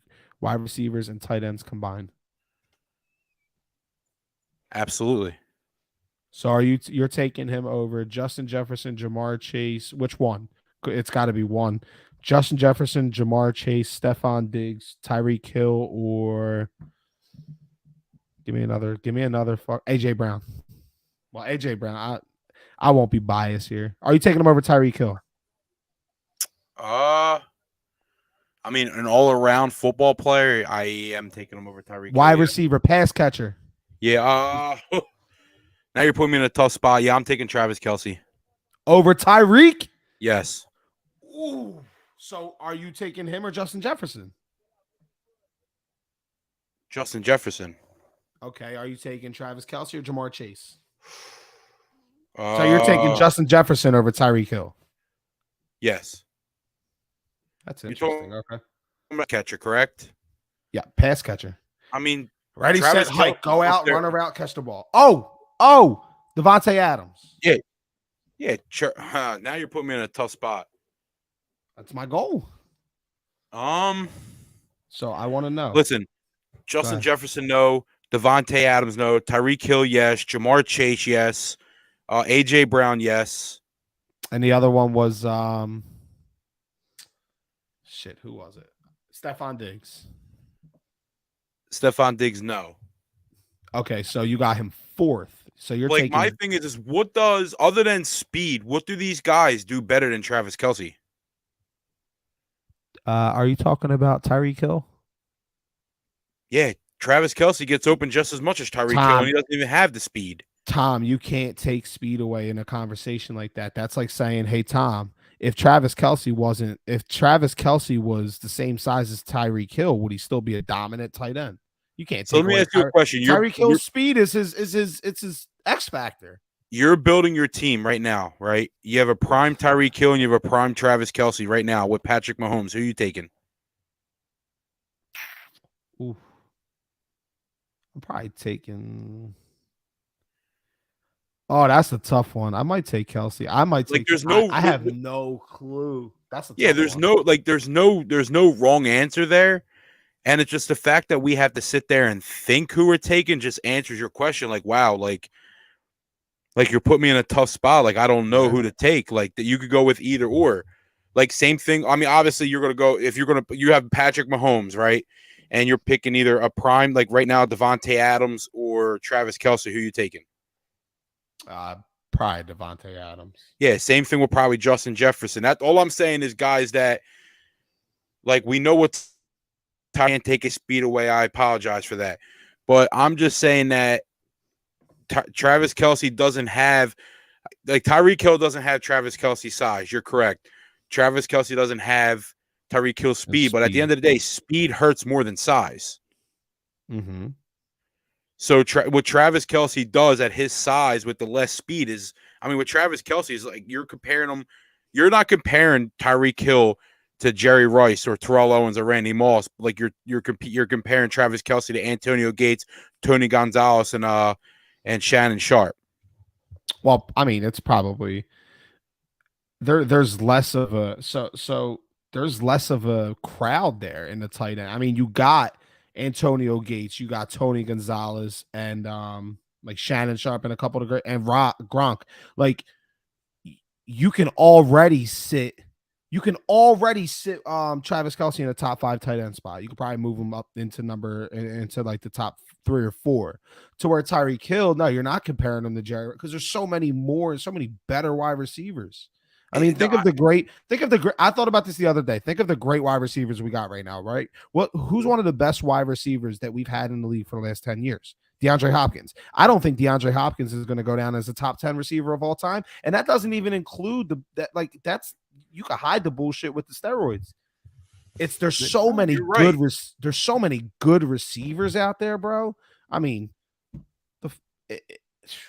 it's just I think it's more so also like how much the game's changed since you've seen all reliable Tony Gonzalez and Shannon Sharp. But like right now you have Darren Waller, George Kittle, Mark Andrews, guys like that. But it's like Mark Andrews and Travis Kelce are two guys that are completely changing the game for tight ends in the passing aspect. George Kittle's probably arguably. It's probably not even close. He's the best blocking tight. He's the best blocking tight end in football. I mean, the guy can run routes. He can catch the ball. He can get you yards, and he can block. But then you got Travis Kelce, who has even admitted that he can't fucking block. Kittle's not the best blocking tight end. Who's a better blocking tight end than George Kittle? I'll get you numbers. You won't like the names. I'm talking purely blocking. George Kittle is the best blocking tight end that can do it all. I'll give you that. But just purely blocking aspects, I looked this up. I remember Kittle wasn't even, this was when Kittle was in his prime. He wasn't even like top 15, but he was number one out of all the big name tight ends because there's tight ends that just block.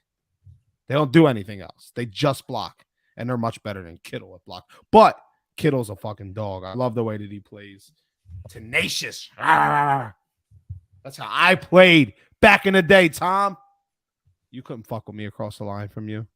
If I was a tight end, bro, and you were coming down the line, they send me in motion. You're coming right off the edge over there, and you think you got a fucking. That's why we used to do in high school. You think you got a free shot at my quarterback or my running back, and you're drooling. Your big oaky ass is fucking drooling, looking at the quarterback, right?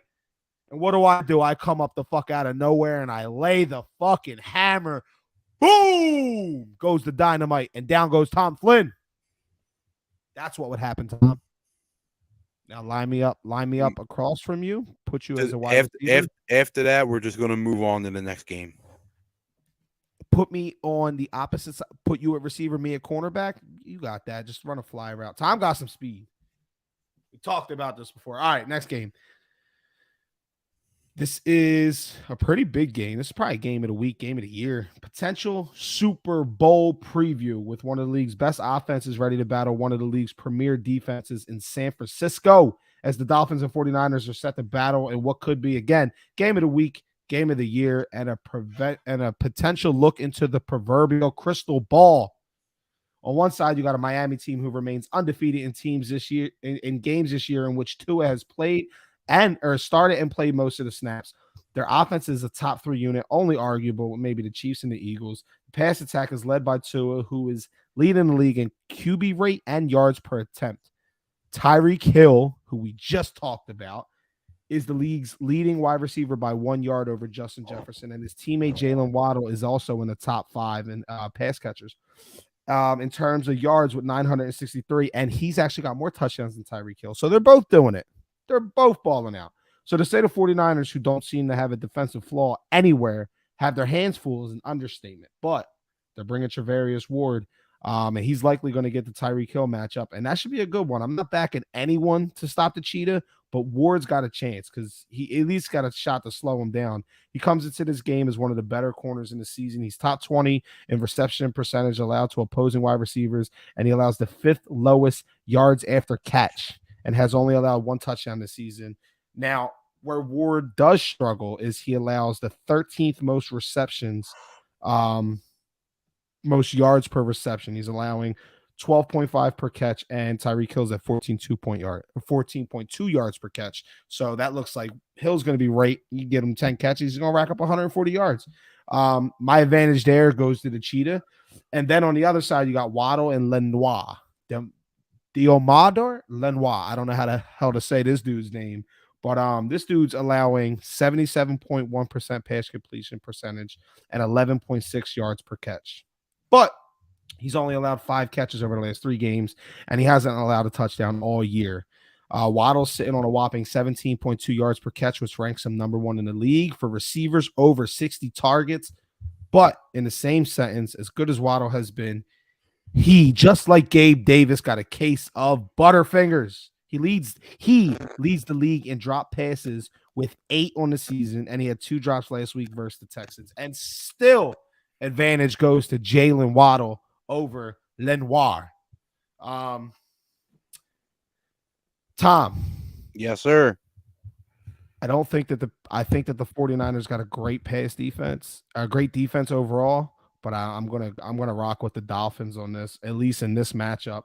And I also got the Dolphins winning the game, to where I think you're on the same boat as me. And Derek actually took the 49ers, and he couldn't be with us to give his side. But I mean, there's plenty to argue for the 49ers. That's a team we talked about a lot over the last couple of weeks. But tell me why me and you are going to be right and why the Dolphins are going to win. Well, for starters, the Dolphins are going to score more than 13 points on Sunday. Facts. That's for starters. They probably have the most, I'm trying to think of the right word, most potent offense, like the most aggressive offense when it comes to receiving. And now Jeff Wilson's having himself a year now that he's in Miami. Yep. I'm on the Tua train, brother. I think he's. I mean, I honestly think he's up there in the MVP talks now. I don't think he's above Jalen, and that's the only thing that's going to hurt too is that he didn't play all year with the concussion. But like I said, dude, the Niners having in the last 4 games, the 49ers have not given up one single second half touchdown. So their defense has single-handedly kept them in games when their offense has been playing down to these teams.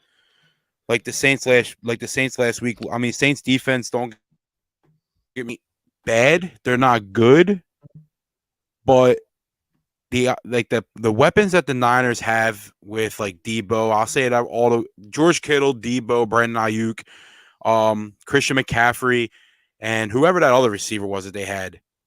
Who was it? I'm not sure. Goodwin? No. They're not gonna the Dolphins are gonna score points. They're gonna put the Niners in. They're gonna put the Niners in a tough spot. So it's all gonna come down to. The matter of fact, I'm gonna tell you right now. Let's see what Jimmy G can do. Jimmy. Let's see what Tua can do against a very, very, very good defense, which I think he's going to hold himself fine, and that's because he can get outside the pocket, he can throw on the run, he can get his receivers open. You have Cheetah, you have Jalen Waddle, What you have about Mike Gesicki. what about they're missing their left tackle? They're missing Tyron Armstead. He missed the second half of the game last week, and after he went out, Houston, who doesn't have, I mean, they got Jerry Hughes. But Houston grabbed 5 sacks after he went out last week. What do you think about? I want to make sure you know they are down probably their best offensive lineman. I mean, they had a week next man up, bro. They had a week to prepare for it. They know what's coming. It's on the opposite side of Nick Bosa, right? Nick Bosa's on the if we're looking at the defense, he's on the right side, right? Yeah, that is Bosa's side. So it's going to be tough. I do think the Niners, Dolphins pull it out, though. I think their offense is going to be just a tad too much for the Niners defense, and that's just going to make the Niners even better, knowing that I think the Dolphins are going to find some spots that the Niners know that now they have to clean up, and that's going to perfect their defense even more.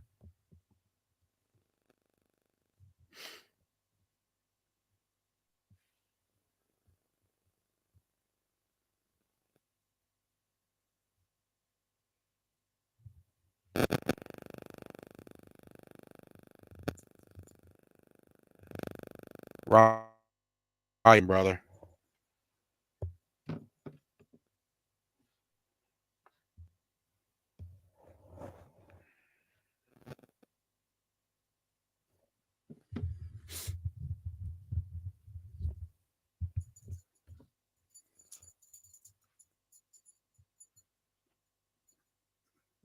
Oh, that's what you were saying.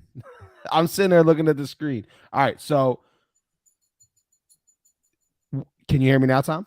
Yeah, I can hear you. I couldn't hear anything you were saying. Yeah, I know. That was my fault. All right, so what I was saying was, as bad as Jimmy G has been, and as much as I want to go at Jimmy G, one thing he does really well, and so does Tua. They're 2 of the best quarterbacks in the league when it comes to playing against the blitz and against pressure. So he's got a chance here. He's probably going to get a lot of pressure. In his face. So is Tua, though, because again, missing their best offensive lineman. It's going to be a long day. I want to move on to the Chargers and the Raiders. Tom, who do you got winning this game? Chargers are 1.5 favorites, and this line over under is set at 50.5. I got the Chargers. That is not surprising. And listen, I think the Chargers are going to win too, but I'm going to play the role of Derek, who thinks that the Raiders are going to win. So you tell me why the Chargers are going to win, and I'm going to prove you wrong. So you think the Raiders are going to – well, you're going to play the role of Derek. That's going to yes. The Raiders are going to win. I think the Chargers are going to win, but I'm going to convince you that the Raiders are going to win because Derek thinks the Raiders are going to win, and I'm going to go ahead and play Derek's job while Derek's not here so I can fill in for there so that there's unity. Because it's a circle. I don't even know, but go ahead. The circle of life. So I'm riding with Justin Herbert. I'm riding with him hot. How much shit you talked on him the past couple weeks, and I actually agreed with you on the majority of the stuff you said. He finally, Lord Almighty, to the heavens of the football gods, finally figured out a way to fucking lead a game-winning drive for a touchdown, and boy, did it look good. and boy did he look good. It was as good as Little Caesars Pizza, Tom. You like Little Caesars pizza? I know, and there's a commercial on right now. That's why but it's I good once in a while, but for the most part, it's shitty. But go ahead, continue. I think Austin Eckler is going to have a good game. I think the Raiders defense is just not good. I think that, I mean, we all know what Derek Carr is. He's either going to have a good game or he's going to have a bad game. The key is, I mean, Josh Jacobs is going to have a good game. Chargers rush defense is not good. I mean, listen, division games can go either way. We all know this. We've seen it countless of times. But the Chargers right now are scoring 22.9 points per game, where the Raiders are scoring 24.1. The Chargers are allowing up 25.6 points per game, while the Raiders are letting up 25.1 points per game. But this is where it gets a little tricky. So the Raiders are allowing 122.8 rushing yards per game. Or, I'm sorry, 117.6, where the Chargers, damn, I got my stats all wrong. I wrote it backwards. Yards allowed. I wrote it backwards. My bad. Yards allowed. So we got the passing. So the Chargers allowing 383.6 yards allowed total, with 151 of them coming on the ground, 232 coming in the air. So both rushing defenses is not good, where the Raiders are allowing 117.6 yards per game. Rushing wise, the Chargers are only 85.8 yards on the ground per game, where the Raiders are 122.8 yards on the game. So that's where it's going to come down to. It's going to come down to the rush game. Which running back's going to have a better game, Josh Jacobs or Austin Eckler? Obviously, we both know Austin Eckler does a lot in the passing game too. Like you said, he's one of their main receivers when Keenan Allen and Mike Williams were down.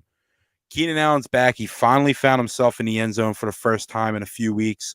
Mike, you're watching the game. Mike Williams hasn't practiced. He's still hurt. Austin Eckler's there. Your favorite player in the league, Joshua Palmer, still playing. It's all going to come down to what Joshua Palmer,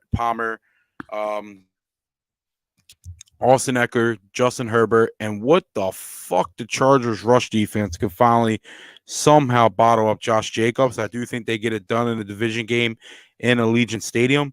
I think the Chargers are going to ride the hot hand of Justin Herbert on last week's game. I think the Chargers win 27-24.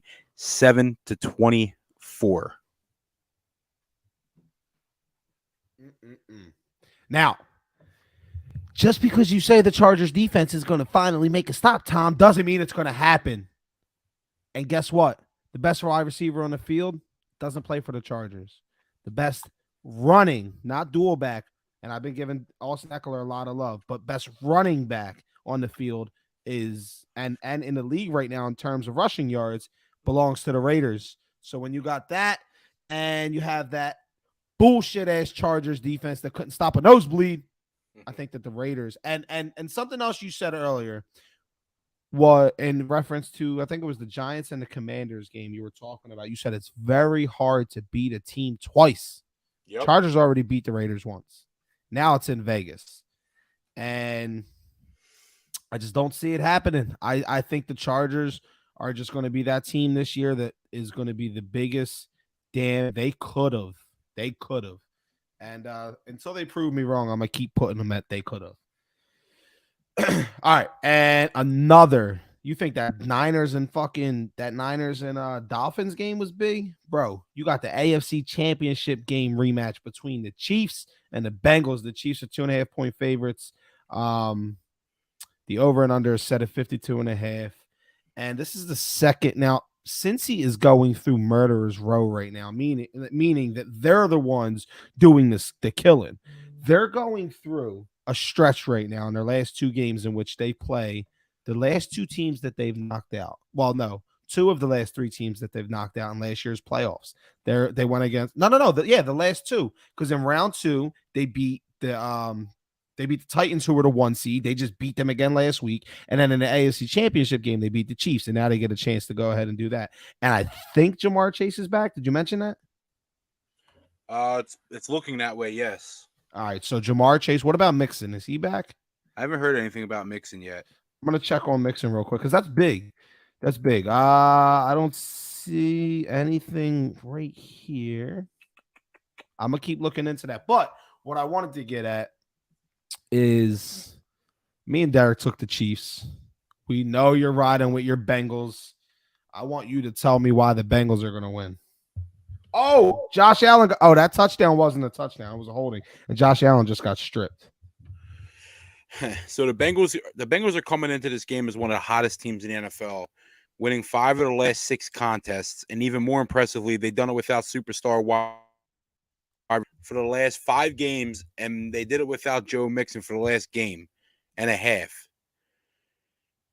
Chiefs are also one of the hottest teams with 5 consecutive wins. The only losing streak the Chiefs are on is a 2-game losing streak to Joe Burrow and the Bengals, as Joe Burrow is undefeated in his 2 meetings with Patrick Mahomes. The Bengals know that they win this game, they're going to come within 1 game of the first round bye, which would be huge for the Bengals without winning these many games and being in this situation without their best wide receiver. I mean, we all know what T. Higgins is doing. We all know what Tyler Boyd helping out. I mean, without Joe Mixon, Samaje Perine has been playing some great football. However, the Bengals are the 12th ranked passing defense, 11th in rushing and scoring, and 10th in yards allowed. Okay. And they've accomplished all this with solid play. The team is 19th in turnover with 13 and 28th in sacks with 17. So, I mean, they're playing pretty good defense. I mean, listen, they're going against the red hot Patrick Mahomes, Andy Reid, the best tight end in football. They're only I don't even know if they really have an advantage on offense other than we know. I mean, listen, Joe Burrow's not even comparable to Patrick Mahomes. The only advantage Joe Burrow has is he has the better receivers, as in Jamar Chase, obviously, if he plays, and T. Higgins, with Tyler Boyd being a journeyman. Yeah. So, or actually, I'm sorry, an apprentice. Okay. You got your master plumber in Jamar Chase. You got your journeyman in T. Higgins, and your apprentice in Tyler. Welcome on them little plumbing terms. Tommy Flynn. And I did that just for you, buddy. I appreciate that, Tom. You don't understand. I really do appreciate that. You know what else I appreciate? I appreciate the opportunity you give me to pick up these easy wins, bro. This is a dub. Just like the Titans was a dub last week. This is a dub, Thomas. A dub. You know why it's a dub? You said it yourself. Joe Burrow is not Patrick Mahomes, and Travis Kelce is one of the best tight ends of all time. Mahomes is averaging 325.9 yards per game. Guess where that ranks him, Tom? First. He has 29 touchdowns this year. Guess where that ranks him, Tom? First. So you're saying he's the MVP? No, Travis Kelce. No, you ain't gonna get that out of me. Travis Kelce, 12 receptions for touchdowns. Guess where that ranks him, Tom? First. So many ones over here. Mahomes has hit 10 different players with at least one or more pass in last week's game. So it's not just Kelce, but Kelce is that dude. And so is Mahomes. And I want to this is all I got. I just want to tell you about what some of these quarterbacks have done to your precious Bengals, as well as tight ends. So, Tom, I want to bring you back, and I'm going to turn into lawyer Ryan now. I'd like to bring you back to week 1. Do you remember when your Cincinnati Bengals lost to Mitch Trubisky, Tom? Go ahead, keep going.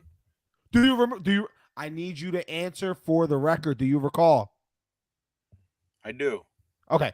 Do you recall Jacoby Brissett going 17 for 22, 278 yards, 1 touchdown, Tom?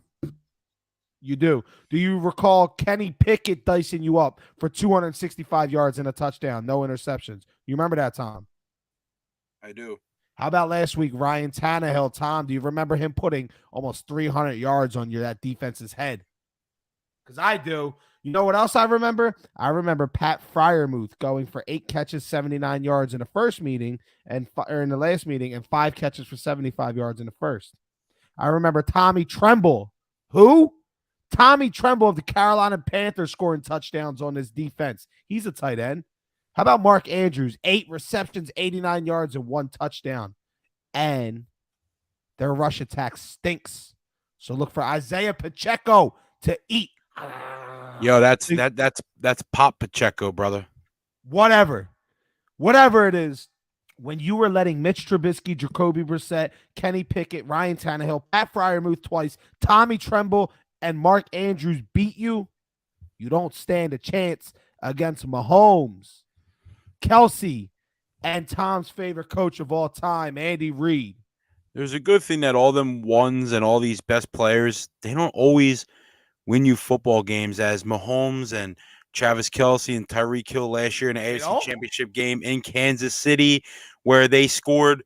What did they score in the second half? Where Joey Burrows came out and looked better than Patrick Mahomes and tore it up at Arrowhead and made Mahomes and the Chiefs look silly to go and lose the Super Bowl to the fucking LA Rams, which was bullshit. Mm-hmm. And with all that, I will bet you 2 tee-offs to start Sunday's show that the Chiefs win. You're in. You're on. And if I don't have tee, I'll do 2 double shots because I don't have tee. I don't have twisted tees. All right, we're getting towards the end. Let's jump into our top 10 power rankings. At number 1, I got the Philadelphia Eagles. Is that who you still have, Tom? Yes, sir. All right, cool. Number 2, Kansas City Chiefs. Yes, sir. All right, number 3, Miami Dolphins. Buffalo. He's fucking still taking Buffalo, bro. Do you see what they just did? Josh Allen is not the same. All right, so you got all right, at number 4, I got the Dallas Cowboys. Miami Dolphins. Okay. All right, I could live with it. Number 5, I have the Buffalo Baloney Bills. The Dallas Cowboys. Oh. At number 6, I have the San Francisco 49ers. The Minnesota Vikings. At number 7, I have the Minnesota Vikings. The San Francisco 49ers. Okay. At number 8, I have your precious Bengals. I have the Cincinnati Bengals. At number 9, I have the Titans. I have the Tennessee Titans. And at number 10, I have your other precious team. Do you want to say it? Because I feel like you got the same team. It ain't my precious team. You have the Chargers there? I got the Chargers at 10. I got the Ravens at 10. You stink. The Ravens do not belong in any top 10 list until they can prove that they can shut a fucking game down when they're winning. Don't worry, dude. The Chargers are at number 11. They're seeking in, just waiting for a Ravens and Titans loss. Ravens stink. Patriots stink. They missed that field goal. All right, so next Thursday, Tom, you want to tell the people what we're going to be talking about next week? Next Thursday's show, we're going to give you who we think and who we're going to get right is the league MVP, the league's coach of the year, the league's offensive rookie of the year, defensive rookie of the year, offensive player of the year, defensive player of the year, and we're going to give you who's we think is going to win the Super Bowl. Anything else that we think? Comeback player of the year, coach of the year. You already said that. Pretty much we're giving you a lot of fucking predictions next week is what we're trying to say, okay? And with that, it's been a great show. I'm going to chop this up and get this out, try to have it out by tomorrow for all podcast streaming services, and you can check it on YouTube. We're going to continue to try to push out content at a little bit of a quicker pace, but we are working. Thank you guys all for joining us. It was a fun show. Tom, you got anything to peace out to the people with? Oh, shit. I got two things we're going to end this with. I almost forgot. We haven't paid. We're going to end this with Tom Flynn's lock of the week. 1 second, Tom. Don't do it just yet. Build the fucking suspense because I'm going to go live real quick. It's Sippo because these are the bastards that get you. Tom. While we're getting the drum roll ready for you to go live, Rye, I just want to talk about just a couple predictions real quick. Yes. All right, so we're gonna write it down. We'll get Derek's off the show. I'm gonna write them down. Okay. See who. I'm intrigued. So tomorrow we got Utah versus USC. Now, just to Okay. let you know, all the games are in neutral sites besides the SEC championship game, because the SEC championship game is always played in Mercedes-Benz Stadium in Georgia, and Georgia's playing LSU. So Georgia essentially does get a home game. That's bullshit, but go ahead. All right, so Utah, USC, who wins? Utah got them the first. I think USC wins. So I got Utah winning again. In the Big 12 championship, TCU versus Kansas State. Oh, that's Don't also even played. ask me. That's also going to be played in Texas because it's played in Dallas Stadium. Don't even ask me. You know who's All right, winning so that we game. both got TCU. LSU, Georgia. Georgia. There's no shot in hell that LSU is I'm with beating you. Georgia. UCF versus Tulane. Ooh. Give me Tulane. All right. I'm going UCF. Of course you are. So we're going to go number 2 ranked Michigan versus unranked Sam Miller's Purdue Boilermakers. Michigan versus Purdue? Yup, in the Big 10 championship. Go ahead and mark me in for Michigan, please. Not the Spoilermakers? Nope. Nope. You could give me the points. What's the point spread? Michigan minus 17. I'll take 20. Oh fuck. Unfucking ranked. That's because I don't even know why. Because why? Think of it, Tom. I'll come back to that. Clemson Right. versus North Carolina. Clemson. Oh, Right. yeah, Clemson. Yeah, I got Clemson too. Well, because Clemson's a little suspect for real. Well, they're just our NCAAF championship picks right there, brother, and we'll obviously come out on our next show when we know after this week.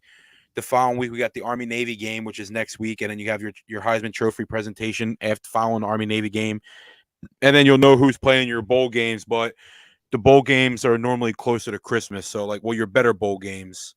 Well, I know they just announced the national championship is. Yeah, it's always around the January. same time. Yeah. So I asked Kevin Rice a question last week before we got off air. I don't think it was either when we got off air, me and him, or right when you jumped off.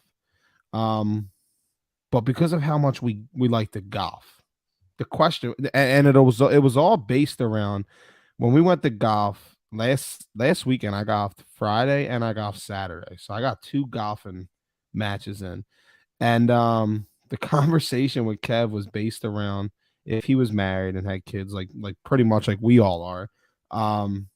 What wouldn't you do to get your wife to sign off? No headaches, no, just sign off on you going out and golfing with the boys for the full day, like we did that 36 hole tournament. So you're gone all day, sun up to sundown. What wouldn't you do? Because I came home and I found myself I was doing laundry, I was cleaning the house, I was doing this or that. Like, where would you? Is there anywhere you would draw the line? Anywhere you wouldn't go? Because I'm doing I'm pretty much doing it all. I'm cooking dinner for a week if I got to, and shit, I gotta watch it. I think she might be listening, but I'm doing a lot to bro. Got from 8 in the morning on a Saturday till 6 at night. Hell yeah, that was fun, but that was brutal. Yeah, you came over to my house right afterwards. I did. We went because they were there. Yeah. What wouldn't you do? So, like, you guys have a dog, right? Yeah, but I always walk the dog. Are you cleaning up? Well, do you clean up all the dog shit? Yeah. Okay. I mean, if I see it, I do, but if you decide not to see no, it's not like I'm gonna walk by it and say, no, you can clean that up. I'm not cleaning up. The only thing that I don't like doing is changing a shitty diaper. Okay. All right. See, there's a good one. Are you changing a shitty diaper for 2 weeks to get an afternoon of golfing? 100%. Sorry, I was yelling at Might the might be a guys on little set, though. might be a little gagging in there, but I'll get it done. 2 weeks of changing ass to get 1 weekend of golf? Yeah, I Or mean, what? I mean, it's not like I only have to. I mean, the kid's in daycare, It's so true. I only got to change the shitty diaper. Maybe if I'm lucky, maybe once a day. It'll be at nighttime. That's it. Okay. I think I can handle it 14 times for a nice 36 round of golf. Hmm. See, I'm in the same boat. There's not much. I'm not real big into. I'm like I'm the laundry man. Sunday, the reason why I get to watch so much football is because Sunday is the laundry day. That's when I sit in front of the TV. I do laundry all day. I do not like putting laundry away, and I will put laundry away for a month straight to get a full weekend of golf in. Tom, I'm with you, dude. I will we've fold laundry all day. I absolutely hate having to hang up the shirts, make sure there's room in the drawers for the pants. I absolutely hate it. And there's so hate much it. clothes that you're stuffing them in the fucking drawer. Stuffing them. All right, Tom, it's the time that we've all been waiting for. I got one person in Sippo waiting for me. We got a couple of you. Give us the Tom Flynn lock of the week, please. Right? I don't know if you're going to be happy with this or you're going to be upset with this, right? But I'm going with your team. And I'm not saying I do think they win outright, but the lock of the week is Tua and the Dolphins +4 over the San Fran 49ers, who I have faith that can pull out the game. I wouldn't be surprised they pull out the game. But I don't think that their offense is going to keep up with the scoring that the Dolphins are going to do. Yes. But I do think the Dolphins pull the game out. Like I said, I do think it's a close win because of how good the Niners defense is. But I'm taking Tua over Jimmy every day of the week, twice on Sundays, brother. Wow. I did not think that the Tom Flynn lock of the week was going to be on the game of the year. Dolphins and the points. Take it. Bet the house. What is it? Bet Dolphins +4? responsibly. Call 1-800-GAMBLER if you have What a was it? problem. What was the line? Dolphins. Dolphins +4. I like it. Is this another winner? The Tom Flynn lock of the week. Miami +4 over the 49ers. Tom, it's Christmas time, bro. You gotta get some shopping done. This money is important, Tom. If I lose this bet, Tom, my kids will not get Christmas. You understand this, right? They're gonna have a great Christmas when you place that bet, brother. All right, I love it. All right. We eclipsed our 2-hour mark, which we were trying to stay under. And with that, we are signing off. Thank you, everybody, for joining. Catch us Sunday, 7:30 p.m. Eastern Standard Time. It'll be me and Derek. Tom will be down at the game. Tom, say bye to your people. I appreciate everything you guys do. Thank you for watching and subscribing. We're going to have another great show on Sunday with Derek and Ryan. They're going to go over the recaps. They might even see me on TV. Who knows? Who knows what's going to happen Sunday? But I appreciate you guys and have a great night and go Bills. Sunday is a mystery. Go Bills. The Pats stink.